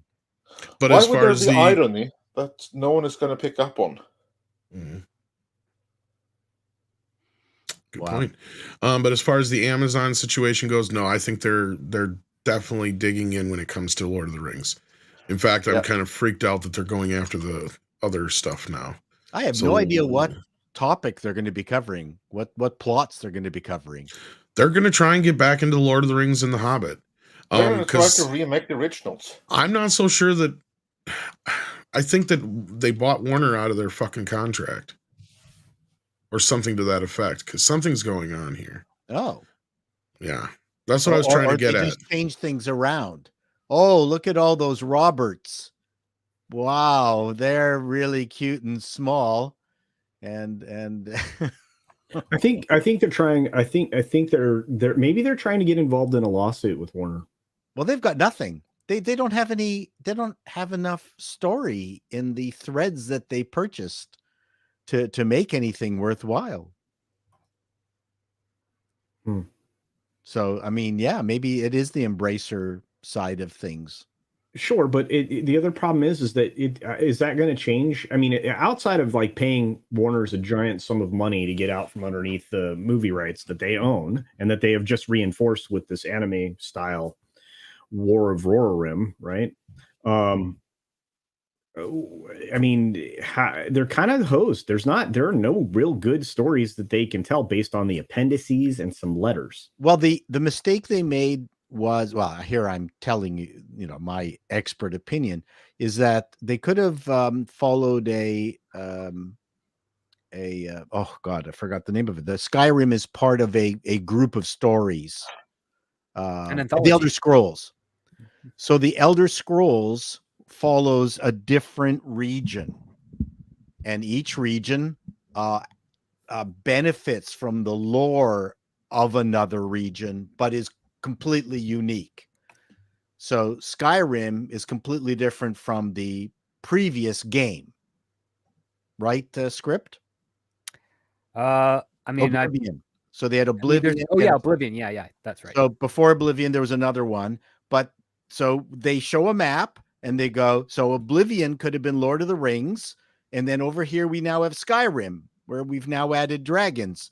That is probably the approach Amazon needed to take, is that the section we know is this part of the map that we are all familiar with in the book, but over here is this other land that's separated by mountains, so they kind of know what went over there, but not in its entirety. That's probably the only way they could have created something from whole cloth and still made sense of it. So anyway, that's my thought. You can have that for free, Amazon. Well, yeah, they would be wise to listen. They could have made their own Game of Thrones, is what you're suggesting. Well, that's what I'm suggesting. Yeah. So the again, if you go through the Skyrim Elder Scrolls lore, they've done a brilliant job of borrowing enough to know that it's of the same time, but it's different kings, different queens, different people, different good guys, different bad guys, separated by geography, just like the planet Earth. Right? You've got Chinese, ancient Chinese, you've got Europeans, you've got Incas. They all have different stories that happened in a parallel universe, right? So that they could have done but that's not very inclusive, is it? So, yeah. Yep. But before we move on to this, we will of course do a follow-up, but just you heard it here first on Midnight's Edge. It appears as though Amazon has bought out everything Lord of the Rings from Embracer and certainly from Warner. Wow. Warner are out of it. It's all Amazon. Or it's been at least figured out anyway, let's say. Yeah. So that's something they've been in and out of court over for years. Bye high quality Lord of the Rings, guys. You got your 3 Lord of the Rings films, and you got. So where does this put Zaslav's announcement recently then? In the toilet. Yeah, but he gets cash. Lots of cash. Exactly. He gets an offer that he can't refuse cash-wise. Maybe, but I just probably Amazon. They have so much money that they can be like, you know what, we don't want you to compete with us for Lord of the Rings. So here we're going to cut you a check. And that's going to make it worth your trouble not to pursue this any further. And Zaslav, he has to pay his bills and everything too. He's going to be like, okay, we have other stuff. We still have DC. We can do without this. This all ends in tears and suffering. And guess what studio space they're going to be renting to make it? Star Trek Discovery studio space? Is that what you're referring to? No, Warners. Yeah. I mean, if I was Zaslav, I that would be part of the deal, is that you're going to move all the production to our studio. Good point. Because that way, not only you get something up front, but you get a secure rental fees off the back there. That's a very good point. And I'm sure that Zaslav, being ever the businessman, would think along those lines too. Yeah, I've made that deal. It's the first thing that would come to my mind. Well, the next question I have is: does that mean that that Embracer doesn't own the rights anymore? They literally sold the rights outright. We don't know. We still have to look into this. But what it looks like preliminary is that it's Warner that has sold off their share, which would be the movie rights and the rights for The Hobbit and the Lord of the Rings trilogy. Right. Which, if that is true, from there it would also follow that Amazon can remake. Well, we've been trying to get some answers on this because I was told by a source, a very good source, excuse me, that basically, in so many words, that Amazon had bought out Lord of the Rings from Embracer, and I'm like, well, that doesn't quite compute. Well, then they come back with, well, it's not quite like that. It's more of a buy-in. And so, yeah, we're trying to figure out exactly what's going on here. But yeah, from their recent earnings call or whatever it was, a video that we that Six brought to our attention, they had flat out said that they're done working with Warner Brothers and New Line Cinema. So that was why I was asking: is where does this put that recent announcement from Zaslav? Yeah, and again, I mean, they have a project. I mean, I was just talking about it, so I'm very confused at this point. I would love to know the details of this, but I'm sorry. I mean, I'm going full black pill on this. You are going to watch the destruction of Tolkien. Well, yeah. You've already seen that. Yeah, you it's have already there. a new generation of Tolkien scholars that went through his work and was able to find LGBTQIAP plus messaging and other wokeness in his original works that was never there to begin with, but they were still able to find it. These modern scholars that came from gender studies and stuff like that. So I would argue that Tolkien has already been destroyed. So yeah, preserve your original copies of the books, because I would not put it past Penguin or whoever to put out edited, abridged versions for modern audiences of those two. In fact, I'd be surprised if they didn't. Yes, and I can see that when you're as deep financially into it as Amazon, and if they've got the money, then they need to find a reputational save on this. And Amazon basically realized that the only Tolkien text that they bought was the Lord of the Rings matchbook cover. That was all really that they got. And they really couldn't quite make an entire series out of it. And now, if you're in for a penny, you're in for a pound, right? Yeah. Wow. Exactly. I like I said, it all ends in it's too bad. Yeah, like if you're a fan of Tolkien, then as I said, just preserve the original books and value the Jackson movies, and beyond that, close your eyes, stick your fingers in your ear, and say la la la la la for all new stuff coming out. Yep. Because your Tolkien ain't here anymore. Yep. That's right. Tolkien is it's Morfydd Clark going forward. Who owns the theme park rights now? Right now, Warner Universal. I think Warner Universal is splitting that, aren't they? They split it, yeah. So I wonder if that was part of the deal. Yeah. Again, this is something we have to look into further. But, frustrating. All right. Yeah. Well, that was fun. $5. That's the best $5 you ever spent. Yeah. So yeah, good times. Good times with that. Yes, indeed. Yeah. So stay tuned for more on that. And then we got STR Red Wolf here who says, CSX freight train hitting a stuck NBC Universal car trailer seems to be more entertaining than most any remake or cartoon to live action port now. Yes. You're not wrong. We got Chow's in here. I bet it's popcorn. Let's see here. But it is a red box of popcorn. Yes. Yeah. And then STR Red Wolf, did he send this twice? Oh, no, I must have hit it. That's my fault. Rob Alta says, is Stalking Tom a good thing? Yes, at least on streams. I think Stomping Tom is even better. Stomping Tom Connors, he's Canadian. You got it. ActionCom says, how did Roger Corman handle money? How did he raise it? How did he spend it? And how did he maximize it? Can we do that again? Basically, we got into part of it. He was another one who would set up a production in another country where the dollar to their whatever their currency was a really good value for them. He'd pick like one or two fairly well-known American actors, and then the rest of the crew and cast would be made up of locals, and they would make it for a couple bucks and sell it to a bunch of different markets for a shitload of money. Read his book, How I I can't remember the title, How I Never Lost a Dollar or something on any of my movies, although that's not entirely correct. It's a really fun read. It's a great read. I wish there were more Roger Cormans out there. And look at all the directors that came out of Roger Corman too. Oh, Yeah, no, absolutely. And some of Corman's movies, they're brilliant movies as Death well. Race 2000, anyone? That's Love that's the absolute best of the lot. But also, he did some great sword and sorcery movies back in the day. I mean, some of the absolute best of the lot came from Corman Productions.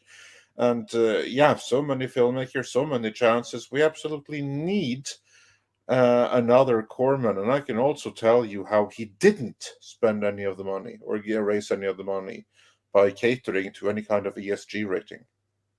Yeah, this was way before. That had not yet been invented.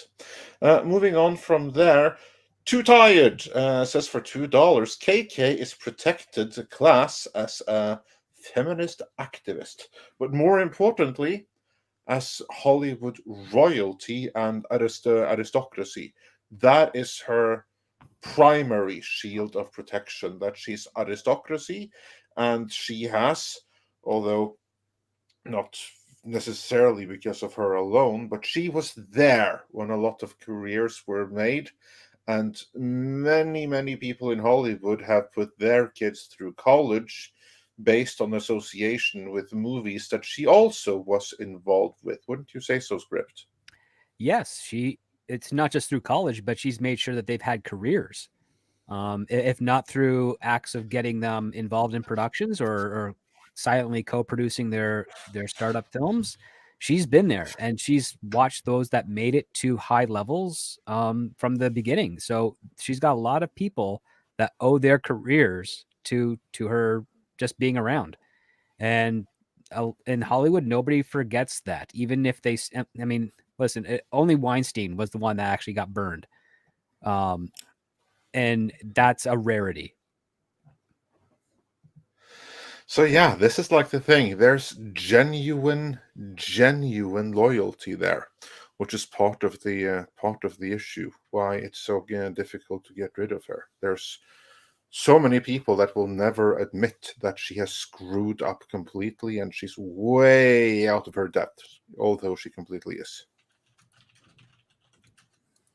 Well, no, it's no different than the boss of a company. You're never going to say shit to him, usually, about any of this crap. I mean, they say stuff about him behind their backs, but they never say it publicly.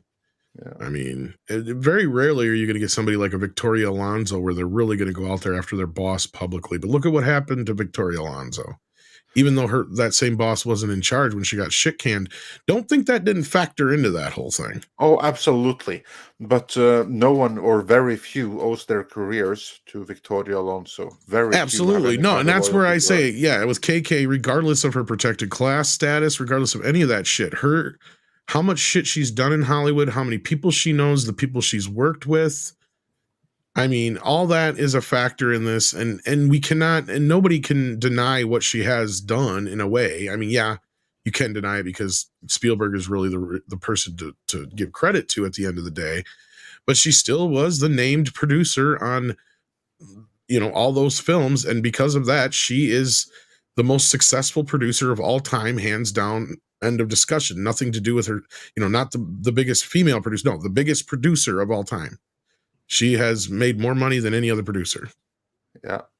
And of course, although it is by coincidence, and if it had been anyone other than her, if Frank Marshall had dated another chick and put her in the same place, we'd be talking in the exact same way about that other chick right now in the second, and not Kathleen Kennedy, because she, as an individual, brought very little to proceedings that no one else couldn't have done. But she was there. She was there at the right time, at the right place, partnered up with the right people. And for that, their success was something she was able to capitalize on tremendously. To be honest, the hardest she ever worked outside of when she was assistant was probably somewhere between Indiana Jones and whatever she did on 1941, because that's probably the only time she ever had to work. Because after that point, Steven Spielberg was Steven Spielberg, so she didn't have to do jack shit. I guarantee it. She had probably one of the easiest jobs on the face of the earth. One of the most stress-free, easiest jobs, because I guarantee making a Steven Spielberg film has to be easy as hell after that point. Yeah, any one of us here could have done her job, and we could have done it as good or better. I mean, Yeah. Typically people like to say that, oh, you couldn't have done it. Well, actually, if we had the coincidence to be in her position, yeah, we could have. Literally, we could have. The only other time she was taking any sort of risk was Back to the Future, but Spielberg was taking more of the risk. Yeah, and all I have to add to that is, and at least we didn't have to fuck Frank Marshall. So there you go. Yeah, that's the one thing where we may have drawn the line. That right. that would have like put the whole thing sideways, but I would have. Yeah. And the only reason I brought up Back to the Future is because they were taking a chance on Robert Zemeckis at that point, because he was not a used cars did not go well. Yeah, used cars didn't go well. 1941 didn't go well. They had gotten luck with Romancing the Stone, and that was why they went back to Spielberg and Universal, because they had showed faith in them before they had a hit. But at that point, they still weren't proven, right? So, like, I mean, again, it was, now it looks like a no-brainer to make a movie like Roger Rabbit or Back to the Future. But at that point, Zemeckis hadn't quite become Robert Zemeckis. It was because of those two movies that we still talk about Robert Zemeckis today. It was because of those two movies that he went on to make, like Forrest Gump and so on and so forth. But yeah. Anyway. Yeah. DCB Titan says Disney has 3 dead franchises and a couple billion reasons lost thanks to Kennedy, but they're saying it's still not enough. Well, that's what I was kind of getting to. That's an accomplishment. It is. Come on. Killed 3 multi-billion-dollar franchises. Who else can say that? Yeah. Who else has done that? Come on. What's the third? Why she's going to go into the history? Willow, book. Star Wars. Willow was never a $1 billion franchise. The biggest producer and the worst studio head. Yeah.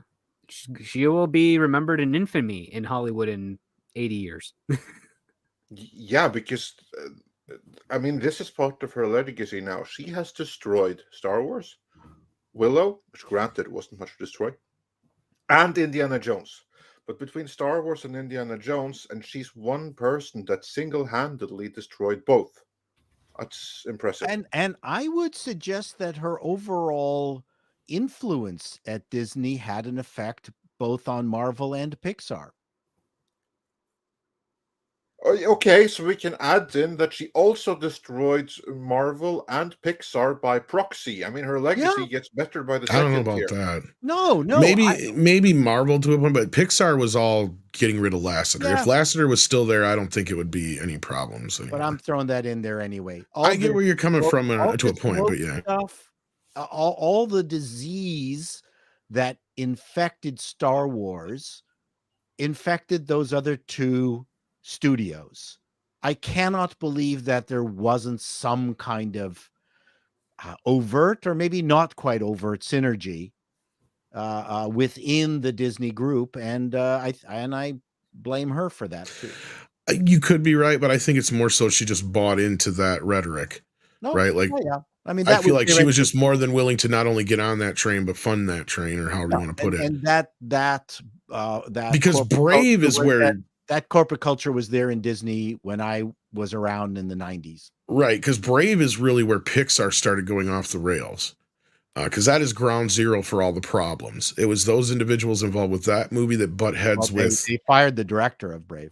Yeah, that was the whole thing. And then she cried foul, and it went. That's where it all kind of went wrong. And those people, the younger people involved with that, decided they were going to get Lasseter out of the company, whatever it took, basically. Even if it was a lie. Even if it was a bunch of lies.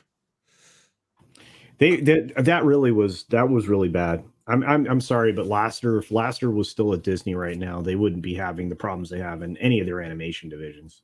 No, because you need a decisive head of your studio who knows the product and can say yes, no, maybe so, but you need to do this to make it work, right? And that's what you need. You need somebody who has the vision for the company, who knows what they are. And you can't say that about KK, right? You can't, especially about Star Wars. Look at what Marshall Lucas said about her. And she knows her. She even said it in that thing. She's like, you know me, Kathy. Give me a call. I'll tell you how to fix this shit. Because she would know. Oh, yeah. Talented editor. She got drummed out of Hollywood, and she was one of the best editors, yes.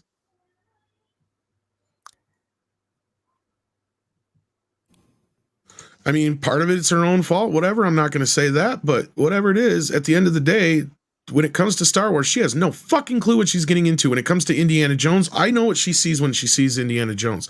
She sees it as this hallmark franchise that people hold on a pedestal, and I think they are learning now that it is fallible. They got away with Crystal Skull. Barely. Because financially, you can't see the failure of Crystal Skull. Correct. This one might be both. That's what I'm thinking.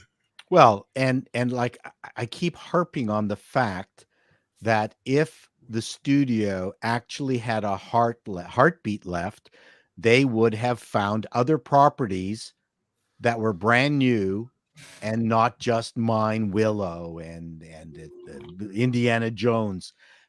Don't forget, Lucasfilm was not just about the properties that he created, but even stuff that he failed at, like Howard the Duck. So yeah, you can point to it as a failure, but these were all things that was an attempt to add IP to the studio. What IP has Lucasfilm added since the sale? Well, they tried trying with for Blood the and children Bone. of Blood and Bone, but yeah. Iger said no, or Chapek fucked that up. That and said, was no, pretty no, weak. don't be To messing be with fair, this. Kennedy had fucked that up in advance. And You're then not he wrong. Well, pulled the that's because plug she on it. just, that's the thing. Unless it's somebody like a Robert Zemeckis or Steven Spielberg, she can't seem to work with them. Mangold might be one of the new exceptions to the rule. Obviously, Rian Johnson, but that was just because he just knew how to suck her teeth, right? Like at this point, I'll say it flat out. That's what he did. At the end of the day, he bought into her corporate bullshit, and he single-handedly destroyed the Star Wars franchise. You can blame JJ all you want. Sure, the seeds were planted there, but there was still a foundation to be built upon. We've said this a million times over. Rian Johnson is the one who stuck the knife in and twisted it and made sure that Subverted nobody else expectations to could quote fix this Richard shit. Johnson. Yeah. Subverted It's true. I mean, expectations. I've said this before also, that The Force Awakens, to me, that's the movie version of Schrödinger's cat. You know, the famous physics thought experiment with an ironic name, where you don't know if the cat is alive or dead until you open the box. Right. To me, The Force Awakens is much the same thing. You don't know if Star Wars is alive or dead until you open the box, and the opening of the box is the next movie. The next or at movie least can shake it really reframe hard. The Force Awakens into something good or something Yeah. bad, and it did the latter. Not only was that cat dead, but Johnson had arranged its fucking organs into a nasty art piece. Yeah. Yeah, Oh, my God. that's the taxidermia view of Yeah, serial killer style. I mean, he burnt down everything and he pissed on the ground so nothing could grow there afterwards. Pretty much. Yeah. And he did it with joy. Yeah, and pride. I mean, He was applying his creative ideas, which I have no objection to, but there was nobody saying, hey, that's wrong. Well, who was in charge? Why did they more give than him so that? much power? They applauded it and cheered him on. Like, yes, this is exactly what we want. Burn the past, burn it. New KK Trek going forward. Yep, I can see that. Yeah, that's what happened. And of course, they just assumed that, oh, it's KK Trek now, and everyone is going to love it because it's still Trek. Star Wars, not Trek. Everyone is going to love it because it's still Star Wars. It still has the name of the brand and everything, but yeah, they were Heinerscheid before Heinerscheid was Heinerscheid. No, actually, they if you look at their theme park attendance right now, they're being Heinerscheid-ed by themselves. Speaking of theme parks, we have an editorial note here, just so everybody knows. Embracer Group owns the theme park rights. Six looked it up. Oh, good. So fair enough. So just so everybody knows. But on that note, you have to take off, Culture. Yeah, I hate to do it. I would love to stick around. We've got tons of super chats and more content to deliver, but I'm sure these more than capable gentlemen will give you a wonderful breakdown of all the news that's fit to, bitch about. And I hope you guys have an incredible day. Check out my channel, and it was lovely looking like script today. It makes me feel good when I can. I'm humbled. Script. So, on that note, have a great day, everybody. Watch Culture's 6-minute roundup. There you go. Do that every single day, even if he rambles. We don't waddle these nuts says, could Rings of Power writers just go totally nuts with the source material, have Galadriel fight dinosaurs from planet Xenu, Terminator Nazis from Mars, F it. I mean, I guess the only thing that would be stopping them would be whatever's stipulations are in their contract that prevent them from doing so. I mean, look, this is a valid question, but this is just kind of one of those things that would fall into the category of misappropriation of the source material, obviously, but no, it'd probably be much better than what we got at the end of the day. Can't argue with that. They like I said, they would have been better off handing it off to Neil Gaiman and create a parallel story in another region that you kind of see. Oh, look at over there, that Mount Doom thing. That's really going crazy over there. I wonder what happened. Oh, we got our own problems. I mean, that's really what it needed to be. You're not wrong. Yeah. Like the difference between the story of Atlantis and the story of Lemuria. They both have water-based stuff, but they're on opposite sides of the planet. So. There you go. Mm-hmm. This whole notion that the entire Tolkien world was just the map in his book, that's the mistake they made. Yeah, that's one way of putting it. Waddle these nuts says just go bonkers with their limited material. Yeah, I mean, well, here's the thing. But they need a visionary. They need. It's not as limited as you would think. Martin, I mean, they need a visionary who can actually, I would have gotten someone to write out the books first. Well, here's the problem: is they've limited themselves into this kind of tunnel vision of where they're going. Right? We all know where the Lord of the Rings goes. It's no secret. And they had interesting characters to work with. They have an interesting time period to work with. Yes. They are just not utilizing it. And this reminds me of our many, many discussions on She-Hulk, right? It's like somebody gives you the tools you need to make a successful show, yet you go out of your fucking way to not do that, right? It's like the directions are right here. The instructions are right here. And I know it's whatever, but how to build the shelf, but it's like you decided you're going to toss those instructions out, and instead of building a shelf, you decided you're going to build a doghouse. It doesn't fucking matter how hard you try. Sure, you could probably make something that looks like a doghouse, but those parts were never meant to make a doghouse in the first place. So you're still at the end of the day going to have a fucking doghouse that looks like it was made out of IKEA shelves. And that's kind of what they have with Lord of the Rings, is they're trying to fit some kind of narrative onto Lord of the Rings that doesn't work. You have all these things that could work, what Lord of the Rings are. You have the obviousness of where these stories are going to go. So what should you do? Well, then what you should do is treat characters like Galadriel and the other bigger characters who play bigger roles in the future stories as more ancillary characters in the background, and concentrate on more personal stories at that time. If you want to get more diverse, there are ways of doing it. We've already brought that up. It's not like there isn't other parts of the world. We've just saw Middle Earth as far as what Middle Earth is. And in that part of the world, we have seen these races and types of people and creatures. Okay, so what else is there to explore? You can create an entirely brand new race of creatures that nobody's ever fucking seen before, and they can interact with this group of people, and you just have some cataclysmic event that takes them all out before we get to the modern, quote-unquote, modern times of Lord of the Rings. It's very easy to do. You can do all kinds of fun stuff in this era. People love these kind of stories. Lord of the Rings is arguably the biggest fantasy genre on the planet. It was there for your taking, and Amazon fucked it up just so they could make whammon powers with Galadriel. Yeah. And Paul, just to address your point really quickly there, actually hiring a visionary filmmaker, I'd argue that that's the worst thing they could do. If you Writer. just go with a visionary, you have to find a visionary who can play in someone else's sandbox. Yeah. That's what Peter Jackson did. It wasn't that he was a visionary filmmaker. He was that, but he was also a visionary filmmaker that knew that I am now not making my own movie. I am making Tolkien's movie and applying my sensibilities and my vision to that. This was the same thing that James Gunn did for Marvel, why he was such a success story, because he's a visionary filmmaker and a fan. And a fan, but being a fan, that could go both ways. We can talk about that afterwards. We have like Mr. Biaselli as an example of that. But he's a visionary who's able to see, okay, here I have these other things which fall under the Marvel umbrella, and this is something that I can very perfectly put my own creativity into these characters, make that come alive, and still stay within the confines of that universe. Whereas another visionary filmmaker, you can say, was Rian Johnson.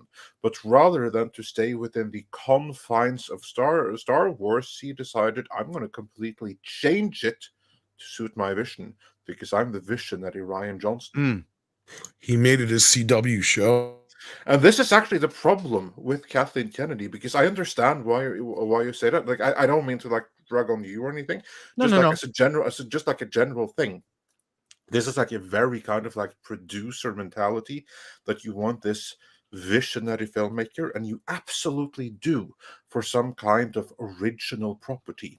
But the moment that you play in someone else's sandbox, then you have to find a visionary filmmaker whose vision is a match with that particular sandbox. Because if you just go for any visionary who doesn't fit that sandbox is going to go to hell. Well, I mean, again, I can't read KK's mind. I don't know the woman, but she doesn't seem to be a visionary of any stripe at all.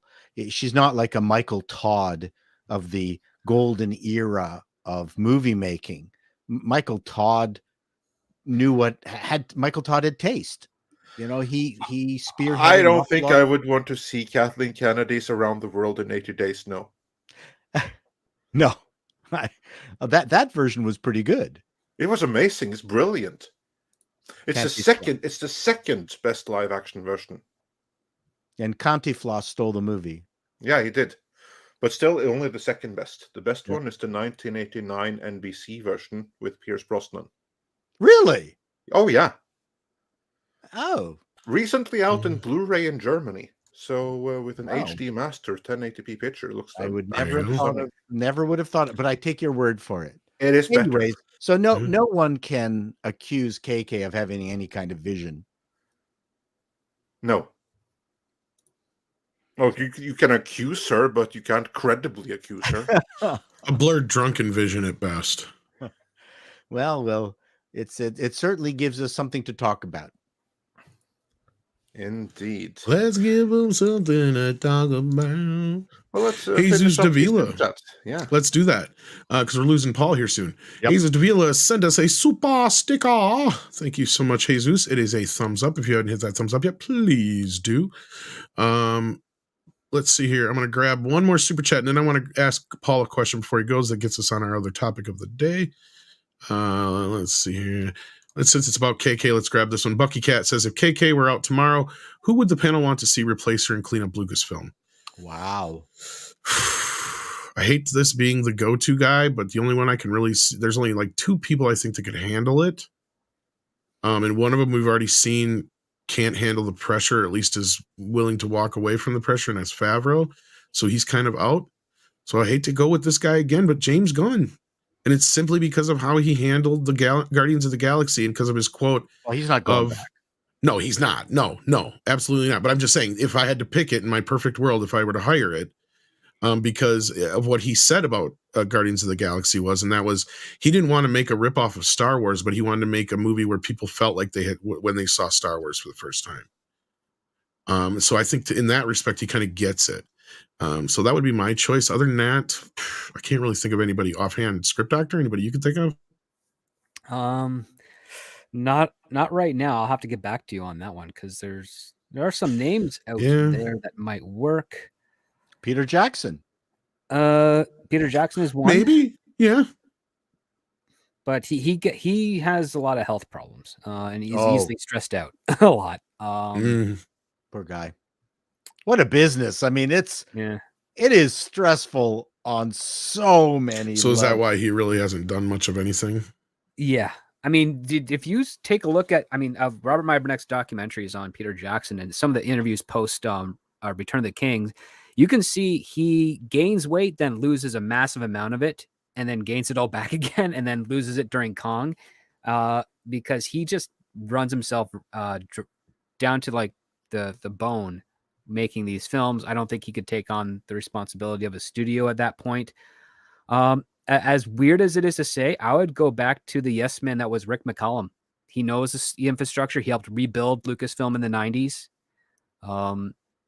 He's dedicated to what George was trying to do, and he is a fairly competent producer, and he's been successful at it. He's a little old now, but he is a very viable choice. Trying to think someone else that's young enough to take on. That's tricky. There's not a whole lot of really young, strong producers out there that aren't going respect and understand the franchise. Maybe a couple of people that in Bob Shaye's company might be able to do it, but they've never had anything as complex as Lucasfilm. But there's some. They're few and far between. Would Nolan do it? Christopher Nolan? No, Nolan's a fraud. It's like, what? Yeah, I don't know if I want him anywhere near it either. No, he's all spectacle and very low on substance. He front loads his movies with exposition, and he's all about. He thinks he's himself, Kubrick. Yeah. He's. Well, listen, Oppenheimer, I think is going to be fascinating, but it's going to be forgotten like Inception. No, I got the answer. It's Tarantino. he would take it if he was given the freedom to do it. I don't know. He says he's not a big Star Wars fan because it doesn't have William Shatner. Oh, but he would just write in William Shatner. Like, that's how he saw it. I have the Force. What do you got? Jabba the Shatner. What does a hut need with a starship? Oh, I'd love to see Shatner as a Jedi.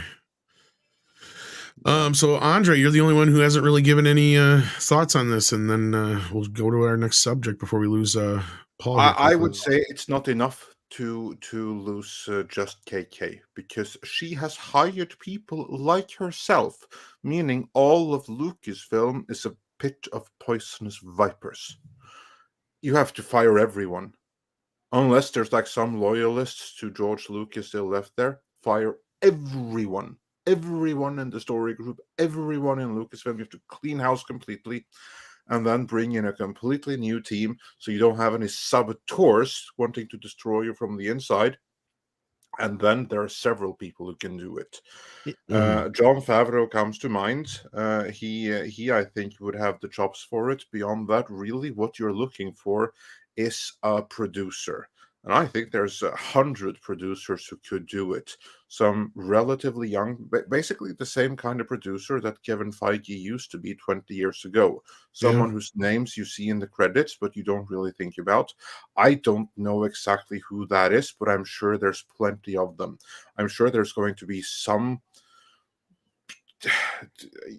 Yeah, I'm not going to name any names because I don't, but some producer like that, some producer that I haven't heard about, but that is a fan of Star Wars and understand what appeals to it, or the appeal to fans, but who also has the Hollywood experience and knows how to make movies and series that appeal to a general audience and is able to combine the two. That's the person you want to produce and make the hiring decisions for the talent to making all the movies and TV series. I've got a question then. If you were George Lucas, would you dive back into Secure Your Legacy? No, he's done. At this point, probably not. One of his children might. I think his second eldest daughter Might want to. I don't think so, because back this was involved? one of the points that Iger made. Like, you don't have any children to carry on your legacy. Yeah, I mean that's the funny thing is like he didn't at that time. He does now, of course, but she's an infant or a Yeah. toddler. But his oldest daughter or second oldest daughter that he adopted did write some stories for Star Wars back in the day. But he has made some recent noises about being negatively predisposed to the last 3 movies. That's in a gotten way out that there. And you know what? I've not really heard before. And I thought, wow, that's kind of weird. If I were him, and I had the health and everything, and like the thought that I have a good decade left as productive, I would totally go back to it. And here's why. George Lucas today doesn't have to compete with the original trilogy. Right. He only has to compete and do better than the sequel trilogy. All he has to do is he already has his drafts for the sequel trilogy. So really, all he would have to do is he has those drafts, hire some talent, someone like James Gunn, to give those scripts a polish, make sure that there's no too stupid lines, maybe fix some plot lines here and there, but keep the overall direction. Cut the movie down to Then sizable hire length. good shooter directors with the visual flair, be there, oversee the whole thing, take credit. And are the movies going to be up there with the original trilogy? No. Are they going to be the same level as the prequels? Probably, maybe a little bit better, but they're guaranteed to be a whole hell of a lot better than the sequel trilogy. Well, You from then business decanonize everything perspective- Disney did, and do your own the sequel trilogy, even if it's not anything. But after Disney, it would still secure George Lucas' legacy. I would totally do that if I were him. just having his name reattached would bring in a lot of curious people to the first movie. Yes. And so that's without a doubt. Maybe this is the Steve Jobs arc. He loses control and then comes back and saves it. It would be great for his legacy. I totally see him do it. That's my prediction. If he was 10, 20 years younger, maybe I could see it. But you guys could be right, but I just don't see it. Have 10 good years in him. At this point, I think he's just moved on. I think he's coming back. That's my prediction. He's worried about doddering old man things now. You know, It's different. It's a difference between production and acting. George Cukor worked brilliantly into his 80s. he's worried more about trying to get his screaming voice up so he can go, "Hey, get off my lawn, you stupid kids." I'm telling you, he's coming back. That's my prediction. There you go. Out Did on you the hear me limb. the first time? All out on the limb. Trademark. Part of me hopes you're right, Paul, because it would be just some amazing schadenfreude of some type, I guess. But at the end of the day, I just don't see it happening. I wish I could. But what I don't also see happening, I'm curious if you do, Paul, because you got to leave here, is what do you think the fate of the Little Mermaid will be this weekend? Well, I'll know when I watch it. That's all I can say. I'm going to try to get to it either late tonight or sometime. They're escalating on the virtue signaling according to our title, so we had to get it in here somehow. Yeah. Andre? Yeah, exactly. Tom, take us through the story. What are they doing? What story? I don't know what they're doing. You put it in the title. Well, all right. Thanks. I've been to taking the care of a Evan dog Royal who's worse than bouncing taking care of a into kid. comics. Sorry, go ahead. Bounding into comics. They did a great story on this, where they speak about some of the songs which have been changed from the original to the new movie. And this, of course, has been approved by original Ariel voice actor Jodie Benson, who says, and this is according to Bounding into Comics, supports Disney's changes to the iconic Little Mermaid songs because it's 2023. So we have to grow, we have to learn, and in her case, have to accept the paycheck that Disney offered to come out and basically make this kind of statement, because this is just another virtue signal. And this is what kind of obviously statement was something. that? What do you What was mean that? learn? What kind of stupid statement was that? You got to learn? We That have to learn diversity and inclusion. It means everything she did was wrong. That's what it says. We've got to learn. Yeah. Because what I did was crap. What a stupid quote. Kind of, yeah. But We've it's got to exactly learn. right. Learn from our past mistakes from a successful billion-dollar movie. We need to learn what? I didn't understand that quote. It was the dumbest We need thing. to learn what we did bad in the original. We did something Right. wrong there. We weren't inclusive enough. We were a little bit too white, and it's very problematic. But now we are more evolved, and we all, as a society, need to look at this movie and learn to do better. That's basically what she's saying. And I see. In a sense, she's also basically saying that, what we did in the original, the classic, that is the whole reason that this remake is being made at all. It just wasn't good enough. But we didn't know better back then. We're more evolved now. How much money do you think they had to pay her to say this? Because this is obviously a statement that's put out by Disney marketing, or courtesy of Disney marketing, I should say. I very much doubt that the original voice actor came out on her own accord, just as the movie is about to open, has faced a little bit criticism, and this is when she figured out that, since I made the voice of the original, I really need to come out and make a statement here. People are just waiting to hear from me. No, I wasn't pressured by Disney. So is this the Jodie Benson equivalent of Ewan McGregor pleading in a car? I would submit it is. What say you, Script? Quite possibly. I think it's part of the Disney's quote unquote marketing campaign, where because of the growing criticism to the superficial nature of changing what Ariel's appearance, they're like, well, we need the person who voiced her to come out in support of us so that we can mitigate those criticisms and show that everybody who's ever worked on a Little Mermaid under Disney is backing this new venture. I mean, that's just standard, toe the company line type of thing. Exactly. And no one remembers who she is anyway, and no one remembers that she was attached to the original film.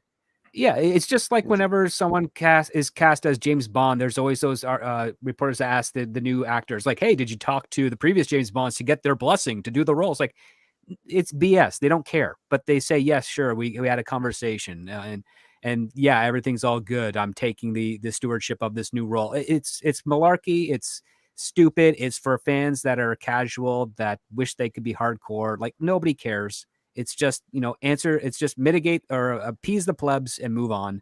And that's kind of like what this is here. It's like, we got the voice actress. We got her to, say what we needed to. It's a nice little stunt. Maybe it'll distract things. Maybe it'll support it. Maybe it'll help. Who knows? But we just got it out there to show that everybody at Disney or who worked on this stuff is in sync with what we're trying to do. And there we have it. That's what they're trying to say. How many bums is this quote going to put into theaters? Exactly. I don't think they'll ever be able to associate a number with that. But someone's going to make up one. Yeah. Exactly. But all of this is part of like the last marketing push. Some of that is trailers, some of that is posters, some of that is this kind of like influencing in social media advertisement, where you have people coming out and endorsing the movie, especially those who are seen as involved with the original, just to create the impression, yes, this is a worthy passing of the baton, and you all should go and see it because we approve. And so should you. Should we call this James Cameroning? We could have they should have a Ouija board bringing Pat Carroll back from the dead to talk about how thrilled she is about the new movie. If they're going to go for it, then you might as well bring actors back from the dead. Well, I was just saying that because every time when Terminator movie come out, James Cameron is like, I like this movie. I approve of this piece of shit. Yeah, but that, you know what? That's mandatory. And he even admitted it himself. I mean, in between the two Terminator movies, he even did an interview where he flat out said that, oh, yeah, I mean, I may not care for what they're doing to the franchise, but I'm not going to stand in the way of my friends making a little bit of money on it. And if that means I have to go out and say for the cameras, yeah, I endorse this movie, even though I think he's a piece of shit, I'm still going to endorse it publicly, because I don't want to get in the way of my friends making some money off of this. He was very upfront about it. And the next thing, he went and he endorsed Terminator Woke Fate. Yeah, but don't forget, he comes from speaking of, who was the Roger Corman's school of filmmaking. You try to make money any way that you possibly can. I mean, exactly. So I don't begrudge him that approach. Which only means that not all endorsements are equally worthy. Correct. Let's put it that way. Yeah. If they had brought Pat Carroll back from the dead as Ursula, then I think I would have liked it way more. Anyways, I have to go. Any super chats? I have to go, gents. I don't think there was any specific towards you, so yeah, I think you're free to leave. We will let you leave your shackles. Thank you. I have an international web business to run, gents. Oh, excuses. It's not going to run itself. No, that's for sure. Thank you very much for having me. We'll talk to you later, everyone. Bye, Take Paul. care. Thanks for joining us. Have a good one. We got a couple more super chats here. I got one from Burst Angel for $20. He says, works of Tolkien will never be as good as what came before because it is a Christian medieval story, and we no longer live in a Christian society that understands the depths of its own myths. You may have a point here, but I feel like there's still like this idea of what's good and bad, right and wrong, that can still be easily applied to anything without it having to have any kind of Christian or religious kind of Not only that, there's always the overtones. possibility that something will be better than what came before. Always the possibility. Yeah. There's no absolute in the reverse, but there's always a possibility in the fact that someone could come in and write a story that blows people away. I mean, that's what Tolkien did. Before Tolkien, there were other stories and myth that existed that people said nobody's going to do anything better than that, and then Tolkien came along. Someone else is going to come along.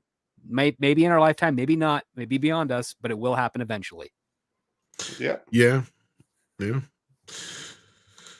I mean, at the best, though, I mean, it's really hard to argue that like the Lord of the Rings is a very big part of our like modern mythology. Definitely, in that respect, I don't think anybody will be able to come in and tell another Lord of the Rings story as good as Tolkien did. But I think Script is right. We don't know what the next big thing could be that hasn't been created yet, or is just waiting to be discovered. Yeah. Snell's World says bold prediction: KK gone before October. Oh, doubtful. October 2099 is when she. I was going to say we'll just be getting the video at that point of Indy probably. So no. Pilgrim Media says, is money laundering a factor in Hollywood budgets? Yeah. Yeah, in some parts it's sketchy. It's not great. There are some honest productions, but those are few and far between. And it depends on how you factor in the laundering too. Yeah, more misappropriation than laundering, I would say. Like, because like Mikey will point out is like, what do you need $20,000 in fucking cash for? Like, obviously, on Friday night for the movie or for the weekend. Yeah, it's basically the excuse. Well, here's the other thing too. A lot of producers like to expense personal things for production. And they find a roundabout way of justifying it, and they have clever accountants that can make that appear all above board on the books. So, yeah, that's just some parts of it. It's not great. It's really hard to justify money laundering. Yeah, and then saying we need this for the movie, and then selling it back to yourself for almost nothing, which has happened. Mm-hmm. Which has happened. And there's also a lot of theft too. The actors steal so much stuff from movies. Yes. Well, and you worked in props, so I'm assuming that was a big deal for you guys, especially is to keep their grubby paws off of that shit, or make sure you keep an eye on it so they don't take off with it at the end of the shoot. The inventory list for every day and shoot was like several pages, and checking it off to making sure everything got on the truck and went back to storage was a nightmare. I can imagine. Especially nowadays, more so than back in the day, right? Because nowadays everybody sees something, they're like, I can sell that on eBay, you know. And the only reason a lot of the stuff survived back in the day is because you did have some people going, well, they just happened to give it to me, or asked if I could have one at the end of the movie and they gave me one, you know. Like, that's kind of how it worked out. And then the rest got thrown away, or the studio took them and they were never seen again. Yeah, there are archives else somewhere that I'm pretty sure a lot of studios have lost the addresses to, that are storing tons of costumes and props that nobody's ever seen. Debbie Reynolds was creating a museum. I was just going to say Debbie Reynolds, yeah. And I think her son Eddie, not Eddie, crap, I can't remember his name, but Carrie's younger brother is trying to work on ways to get that up and running. It's like a piece of Hollywood history, so we'll see what happens. Yeah. Then we got Justin B, who says, editing a video while listening, hope all is well. Well, hopefully your editing is going well. Then we got Bucky Cat, who's been a member for 2 months at the Midnighter level. Thank you so much. Mecca J says, Disney has been so ingrained in the woke. I don't think there's anything that can be done to pull them out of it. At least not at this point. I mean, Iger has publicly doubled down on the bullshit. I don't think they're going to get away. They're going to be the last ones that will change course at all. And they may just like gradually change into the environmental side of things, because all the other studios are kind of taking a hard left into that. I mean, they've already mentioned it. Disney has. So don't think they're not going to. They may just continue to do both. I mean, they clearly, of all the studios, have the most support of the LGBTQ community, but it's just going to be a matter of time before they realize that money and the political money and stuff that's behind that is just going to go away eventually anyway, right, Andre? I mean, that goes into the ESG thing anyhow. Indeed it does. As for Disney, I want to see the end result of these firings here before I make like any solid statements one way or the other. But the big problem for them is their single biggest institutional investor is BlackRock. As long as BlackRock remains their biggest institutional investor, and they are all in on all things ESG. Yep. There's only so much that can be done.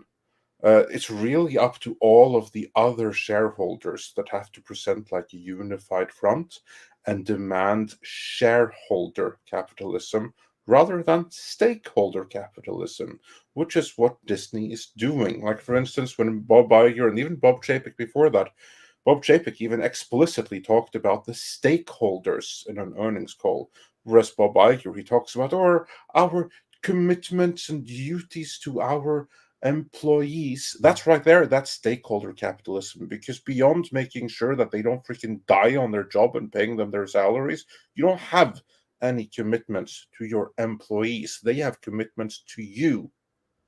And the moment you talk about like political commitments and stuff like that, then you're in the realm of shareholders or stakeholder capitalism, which goes at the expense of shareholder value. Until all of the other shareholders wake up to that fact that there's a big shareholder in here which is working to the detriment of everyone else, and they actually start doing something about that, I don't think there's going to be any major change in Disney until then. But they could be cleaning out of the worst activists. They could be trying to go a little bit more subtle about it. And this is what Iger has, both Iger and especially Feige has indicated, that, yeah, we're still going to do the messaging, but we're going to try to hide it a little bit more, because we do realize now that the movies have to be entertaining. So I think that they may try to be a little bit more subtle about it. And they're just going to try and hide the pill in a snack, basically. Exactly. And maybe they're going to try to shift it more towards like the environment and shame you that way. Yeah. Yep. And then Snail Messiah has been a member for 2 years. Thank you so much, Snail Messiah. And then we've got House of Trades, who says, it doesn't matter if KK leaves Lucasfilm as long as Iger is in the building. He will appoint another ESG lover to run Lucasfilm, nothing will change. Yeah, well, they're just going to pivot to the next thing either way. Because that's the thing is, once they're done milking the social bullshit for money, then they'll move on to the environmental groups, which they already have. And then, so it's just the way it's going to work for the next few years. Hopefully it'll run its course and be gone before too long. But I know we have a lot more to say on that in the future. So stay tuned. Indeed, yeah. I'm sure a lot of you have been enjoying our ESG coverage. Speaking of coverage, we're going to talk a little bit about Conan here in just a moment, as soon as we get up to speed on these super chats. Maverick Christian, sorry, I think you sent this after Chato had already left. I know there's a bit of a delay. Sorry about that. Oh, no, I never mind. you just realized. love your I just now that I read it. Love your work, Chato. Oh, wait, he left. Dang it. Yes. Sorry. Thank you, Maverick. Caught the joke after I read it. Burst Angel says we lost King Arthur's legends. We can't even tell those stories anymore. Lord of the Rings will go in the same way. Really? You can't. That's new to me. Like, I being Norwegian, I'm not like too familiar with King Arthur beyond the existence of the legends, but I'm not too familiar with them beyond that. I didn't know that they had been like cancelled or were problematic. I don't know. I mean, they still make a ton of stories around them. I'm not saying they haven't been different takes here and there. Well, it's actually really, really interesting because honestly, beyond like, yeah, I know it's King Arthur. I know there was a table, and I know it was round, and it was like a couple of knights and Merlin. But beyond that, come to think of it, I actually don't know jack shit about it. and that's kind of something that if it was available, I should have known. It's like that's a weird gap in my knowledge right there. Well, with Arthur, there's multiple variations on the same Yeah. story, and some of them contradict each other. So it's basically, it's come to myth at this point where it's got multiple different interpretations. There's no canon for Arthur, unfortunately, aside from the fact that there's a couple of points, such as that you mentioned, the Round Table, the Lady in the Lake, and Excalibur, and of course Merlin. But and then the fact that he married Genevieve and she cheated on him with Lancelot, and there's a whole slew of little variations of it. But yeah, there's the myths, there's the pseudo factual ones where he got married and never consummated his marriage, and something happened. Like it's a jumbled mess, but it's there. And there's various different stuff going on with that character. Yeah. There you go. I would hope that it would be easily to learn that, but yeah, we'll see. Then we got Cardinal Sin, who says, always interested to see what you guys have to say. Well, thank you so much, Cardinal Sin. We appreciate the support. Darius Munchausen says, Disney will still grilled by the rainbow for lack of representation. Nobody satisfied. No, and this is the thing. You would think after a while, even they would just like, you know what? The money just isn't worth the bullshit anymore. But they still put up with it.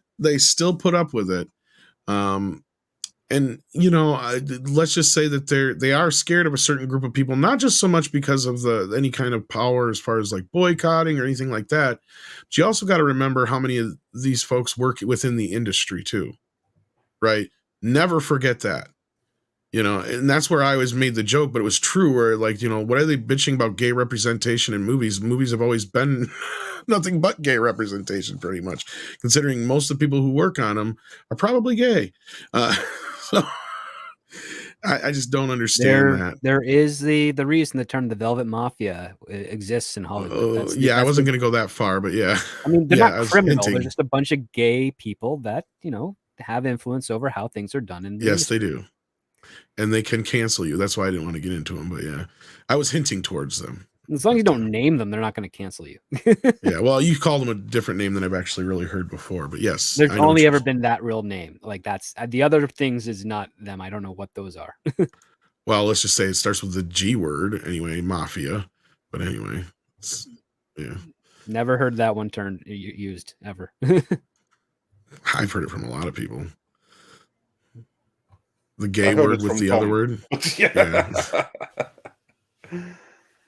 I guess it's in the same kind of term for it, but just not with the velvet term, I guess. But anyway, the velvet is because it's fashion. It's the whole idea is that it's nice and fashion, and it's the types of furniture they like to purchase and things of that nature. Like that's Yeah. That's where But it came from. moving on, before let's not take any chances. Yeah, let's not get canceled Yeah. here. Pilgrim Media says, remember the Danish kingdom ran Britain. Yeah, think? it's true. Mhm. Where conquering was concerned, the Danish Vikings were the best ones. And then Smilix says, isn't Andre Conan? I plead the fifth. This is funny, actually. I started this because every time I see you guys playing Conan Exiles, for some reason I associate Conan so much with Andre. I'm like, what is Andre doing on? Oh, they're just playing Conan. For some reason, that image I associate so much with Andre. Because I just, even in my sleep, I hear his voice talking about Conan anymore. That's when you know you've been editing one Conan video too many. Oh, that was my story, like that time when we were doing the Conan retrospective, and that'll get into our Conan news here, because, like, dude, we were so deep into that. Yeah. That was probably one of the only times I think I ever begged and pleaded with you. I'm just like, dude, we cannot make this a 4-hour documentary. We will be editing this until 2036. Like, there's just no way. And he just kept adding and adding and adding. Yeah, but I will.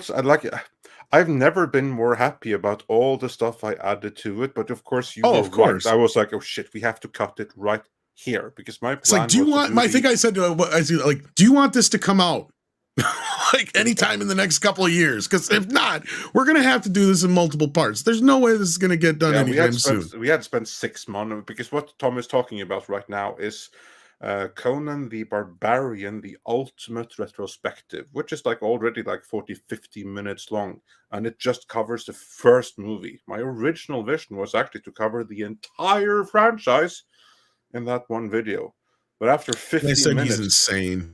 And the first one, I was like, yeah, Tom has a point here. I mean, this thing right here is going to be 4 hours long by the end, so we're just going to have to split it up and do one movie at a time. It reminds me, we still have to do the Red Sonja. We have the 4K version now, and we have all of the information that no one else has released about it ever. So yeah, and we can tie that in with a new movie coming out here eventually, hopefully. Hopefully, indeed. Yeah. I'm sure we'll see it. It's just how is going to be the question. Yeah. But Red Sonja aside, we've got Conan news, because we've had a couple of Conan videos in the recent week here. Yes, we have, because we dropped a Conan video last week where we exclusively broke the scoop that the Netflix series is no longer happening. And this is something that came straight from Fredrik Malmberg of Cabinet Entertainment, or formerly Cabinet Entertainment, now Heroic Signatures, directly. So that is very, very official. But what happened since is that, triggered by that video, some older sources that have fed us information before, that have access to some information with Netflix and stuff like that, that reached out to us again, because they had some more information on this particular topic. So I was like, hell yeah! This is like a one-time war crime that Mr. Malmberg is just going to have to tolerate that we're doing, because this scoop is just too good to miss. So basically, what this source gave us then was the details of exactly what went wrong behind the scenes of the Netflix series, and who was the showrunner, at least the first showrunner. And the answer to that is that the overseeing producer, when Malmberg first started talking with Netflix, was the same guy that oversaw the Marvel Netflix series.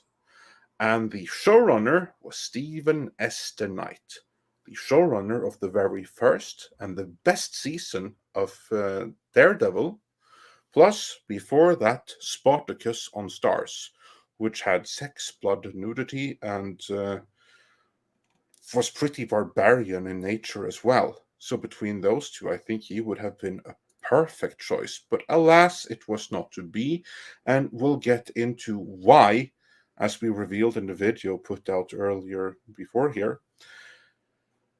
But for right now, the choice of a showrunner, Stephen S. Knight, script doctor, do you think he would have made for a good Conan showrunner, now having seen that video? He's definitely in the ballpark for it. He's a competent writer. He does have some great stuff. I enjoyed what he did with Daredevil. But he also wrote like Pacific Rim Uprising, and he did Jupiter's Legacy, which kind of resulted in crickets, unfortunately. So I mean, he's a competent writer, and I think he would have done well for the show to a degree, but I don't think he would have been the best choice to lead it. But he does have a long history with Netflix, or at least did for a while, because that's where most of his stuff was going. And I think given his discipline and the way that he likes to approach stuff, I think he'd have been a very safe and reliable choice. But I don't think he would have been the best out there, personally.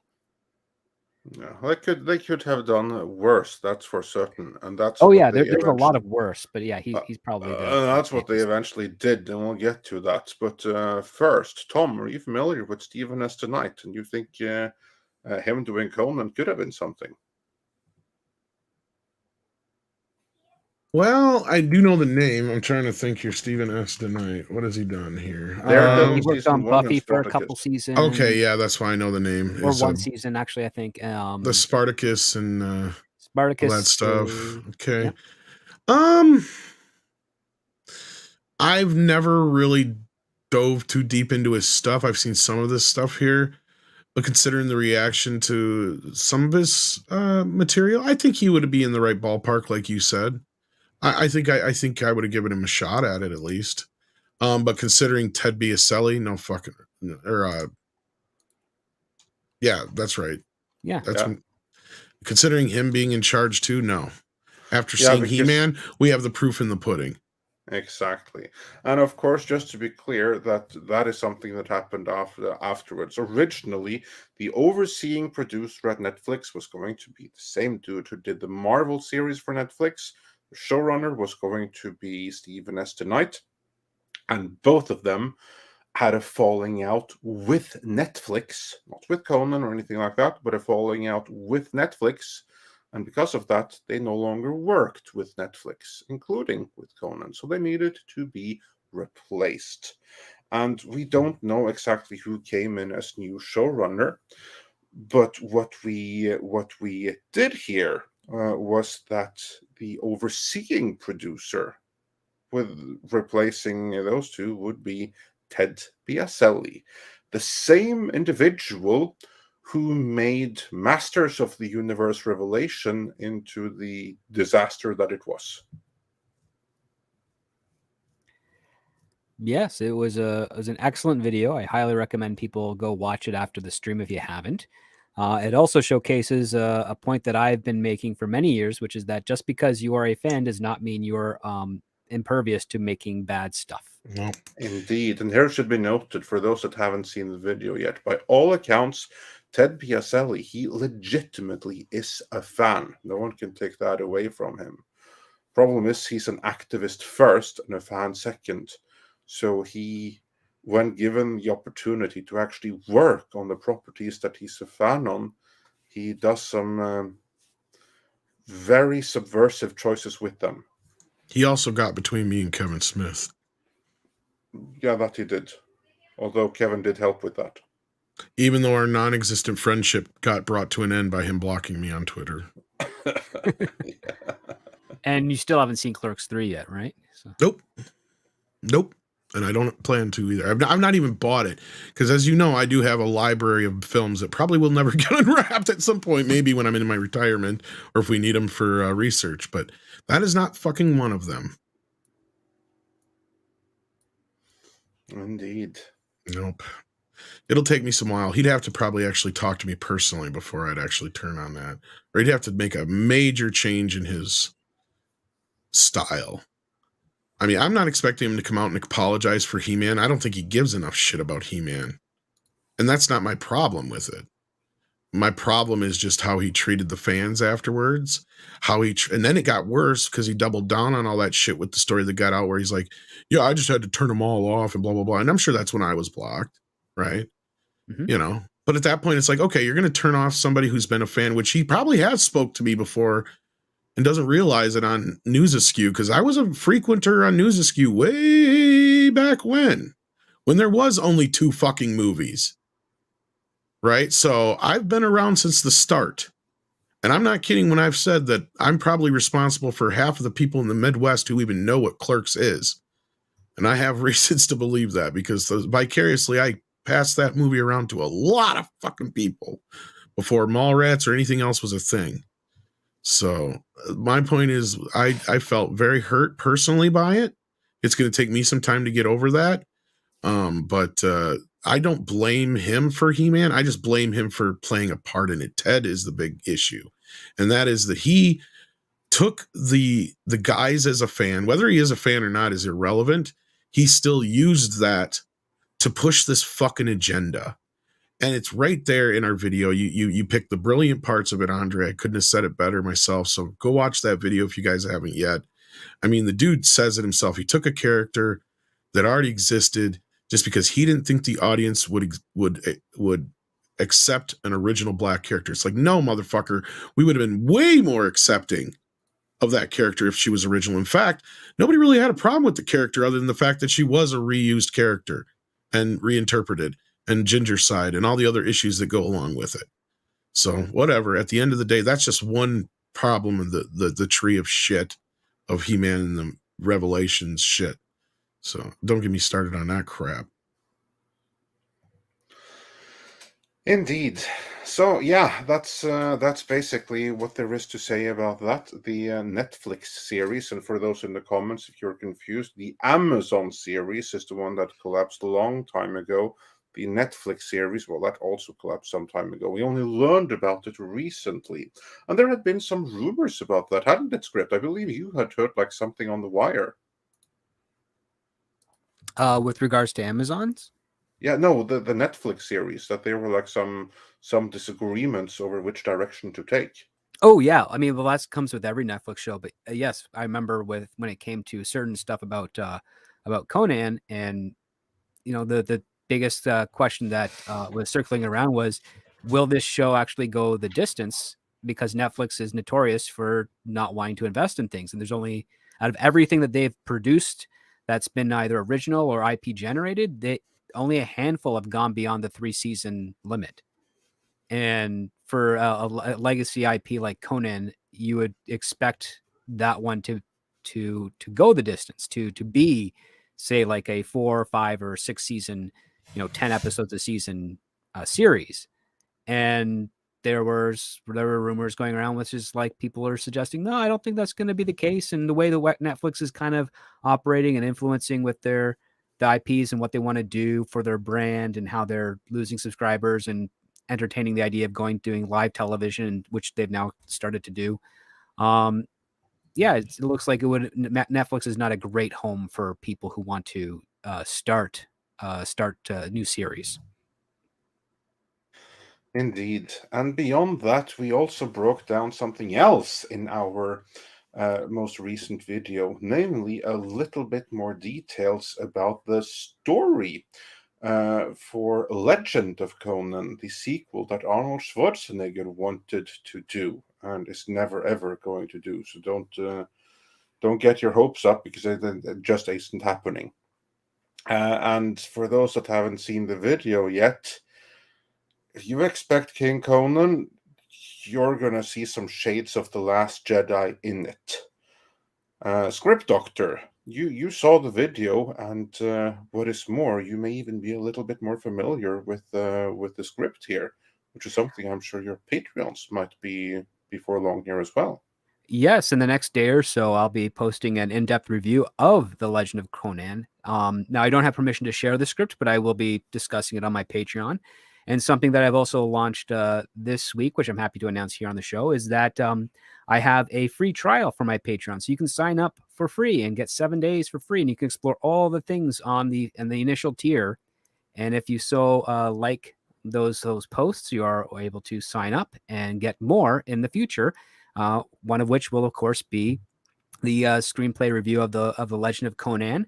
I'll also be doing a series at the end of the summer, in the fall, actually, where I'll be reviewing the initial Robert E. Howard Conan books, because I've got a big tome of them all here, and I want to discuss the classic type of pulp writing style of that era and how it can relate to today. So if this is something that is of interest in you, please feel free to check it out. I'll also be taking, like, if you just follow me on Twitter and you have things of curiosity that you'd like me to discuss, just at me on Twitter or send me a DM. My DMs are open for such things. All right, very cool. And with that, Tom, was there anything you wanted to add to that before we do the final super chats here? Not offhand. I think you covered it so well in your video. I don't think there's anything I can say any more than what's already been said. So, yeah. I got to get ready for a show. Yeah, I got to get ready for court. Yeah, if there's one thing, it's the other. But yeah, we do have a couple of super chats left here. We do. Oops. Go ahead. Yeah, Snell's World says for $5, Le Mort d'Arthur by Sir Thomas Mallory is King Arthur's canon. If you say so, maybe I'll have to try to check that out. That, by the way, means the death of Arthur in French. Oh, okay. Yeah. Waddle D's Nuts asked, by the way, Tom, you think that the 2006 Star Wars DVDs with the theatrical cuts count as the original versions? They're a form of the original versions. They're normally referred to as the Gout editions. Although there are some subtle alterations. Those are technically the rips from the Laserdisc of the THX editions, and then they altered the title so it doesn't have A New Hope on it. It's not the actual original print. The best editions you can get out there right now are the 4K editions. 4K 77 and 4K 83 are available, and they're getting close to finishing up 4K 80. Otherwise, there's the despecialized editions, and there's the silver screen editions. I believe, I don't know if the silver screen ones has Empire or Jedi, though. Somebody has to tell me on that one. But they're pretty easily found through a few Google searches, and if not, I'm sure you may have friends who have them. But that'd be my suggestion. Otherwise, I mean, they're perfectly watchable versions, but they're very poor quality as far as the 2006 which DVD was by release. design. Yes. Yeah. Because they're not even anamorphic. They're just a straight rip of the Laserdisc, like I said. I think it's even 2-channel surround sound. They didn't even bother, I think, transporting over the AC3 channel. Matthias Fredrickson says, Kong Andre, how much will whatever that is video cost? What is that? Flåklippa. Yeah. It's not so much a matter of cost. It's a matter of we just have to find a way to organize it and find a way where we're able to actually screen the movie for those watching without it being on kind of like a public thing. Because what he's asking for here is a watch party of Flåklypa Grand Prix, which is one of the most successful Norwegian movies of all time. And it's puppetry, so it kind of looks like a Pixar movie in a sense. And it's amazingly good. The racing scene, I mean, there's people in Norway that think that the pod race in episode 1 is lifted from this movie. Don't know that I buy that myself, but yeah, it's a really, really cool thing. So we'll find one way to make that happen for members only, if nothing else. So stay tuned, and we'll get around to it eventually. We'll do it one of these days. All right. And then we've got Valentine's 2, who says, to this day, Kevin won't apologize to Clownfish TV. No, I know and he would never apologize to anybody, probably. So, and that's just it. The way he handled it, that's really the part that bothers me at the end of the day.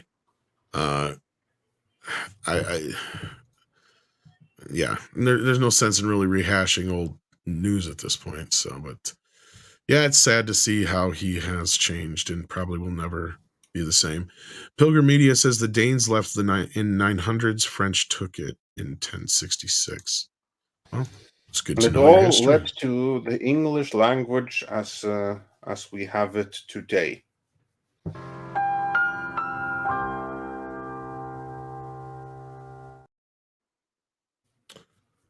Hold up. We have breaking news here, and this is sad news. Oh, man. This sucks. Tina Turner has passed away at the age of 83. Oh, that's unfortunate. That's sad. 83 is a good year to go. It was just unfortunate that it happened now. Yeah. She was a music legend, and she was an actress and a model, and had our legs insured for a lot of money. Insured for a lot of money. Absolutely. I bet that company's setting out a sigh of relief right now. Yeah, that's too bad. Well, the insurance companies are actually struggling a little bit because they're doing a lot of payments out right now. That's just like a different matter. But yeah, anyway, it's absolutely sad. Tina Turner was a fantastic singer, fantastic entertainer, really good in the movies that she were in. Some movies were made about her life and her past relationships with Ike Turner. So yeah, sad news to end the show with, but such is life, and her music will live on forever. Indeed. I see a lot of F's in the chat. Yeah, that's too bad. I hate that kind of news. But I do have to get ready for court, so hopefully you guys can join me over on Chris's channel here in just a little bit, where I'll be talking about Star Wars and how it's on trial. Or Disney is anyway, I guess. And I have to do my part. Yeah, I take it that you are the prosecution and not the defense. Oh, fuck yeah. I know what I'm coming in there with. Yeah, exactly. The revolving door, baby. That's Exactly. been my bread and butter for a while. So the people versus I think Star I earned Wars. it, considering I'm the guy who coined the term she's fired more people than she's hired. So Yeah. I think I earned that, right? And we even went through that in the previous video. We were, or not the previous, but one of our last Star Wars videos, we went through the entire lists, and it was a long list of hired people and an almost as long list of fired people. Yeah, I got to get ready and prepped for that anyway. So thank you for being here, folks. Script Doctor, you got a Patreon. I know that. You've been busy playing video games otherwise. Well, Sundays. But yes, I do have a Patreon, and as I mentioned before, if you sign up for the base tier, it's I have a 7-day free trial, so you can peruse it to see if it's worth the investment. I highly recommend it, and I think it is worth the investment. It also helps to alleviate some issues caused by the current writer's strike at the moment, so it's all much appreciated. To those that have signed up, I am greatly appreciative of your patronage and also the interactions we have over there. But yes, in the next day or so, I'll be dropping a review of the Legend of Conan screenplay, and then I'll also be dropping a comprehensive history of Warner Brothers from the early 1970s to now, and how it treated some of its biggest intellectual properties and the type of studios that it was, and I really want to see all the that. details of the people who were in charge, and I'm just getting more stories coming in now from my fellow colleagues and writers who some of them were around during that time to share their thoughts about that, to contribute to such a post. So look forward to that. That's what I'm very, very interested in seeing. Yes. Then we got Mr. Buttcrack Media, who's been a member for 7 months at the Midnighter level. Thank you so much for that, Mr. Buttcrack Media. We appreciate that. Anything else, Script, to add to that, or was that all? Sorry. No, I think that's it. All right. Andre, anything else? No, just to check back tomorrow. We may have a video drop by then. Yay. And with that, it is time for some koalas in the rain. Koalas in the rain, koalas in the rain, no fucks given, koala, koala. Koalas in the rain, koalas in the rain, no fucks given, koala,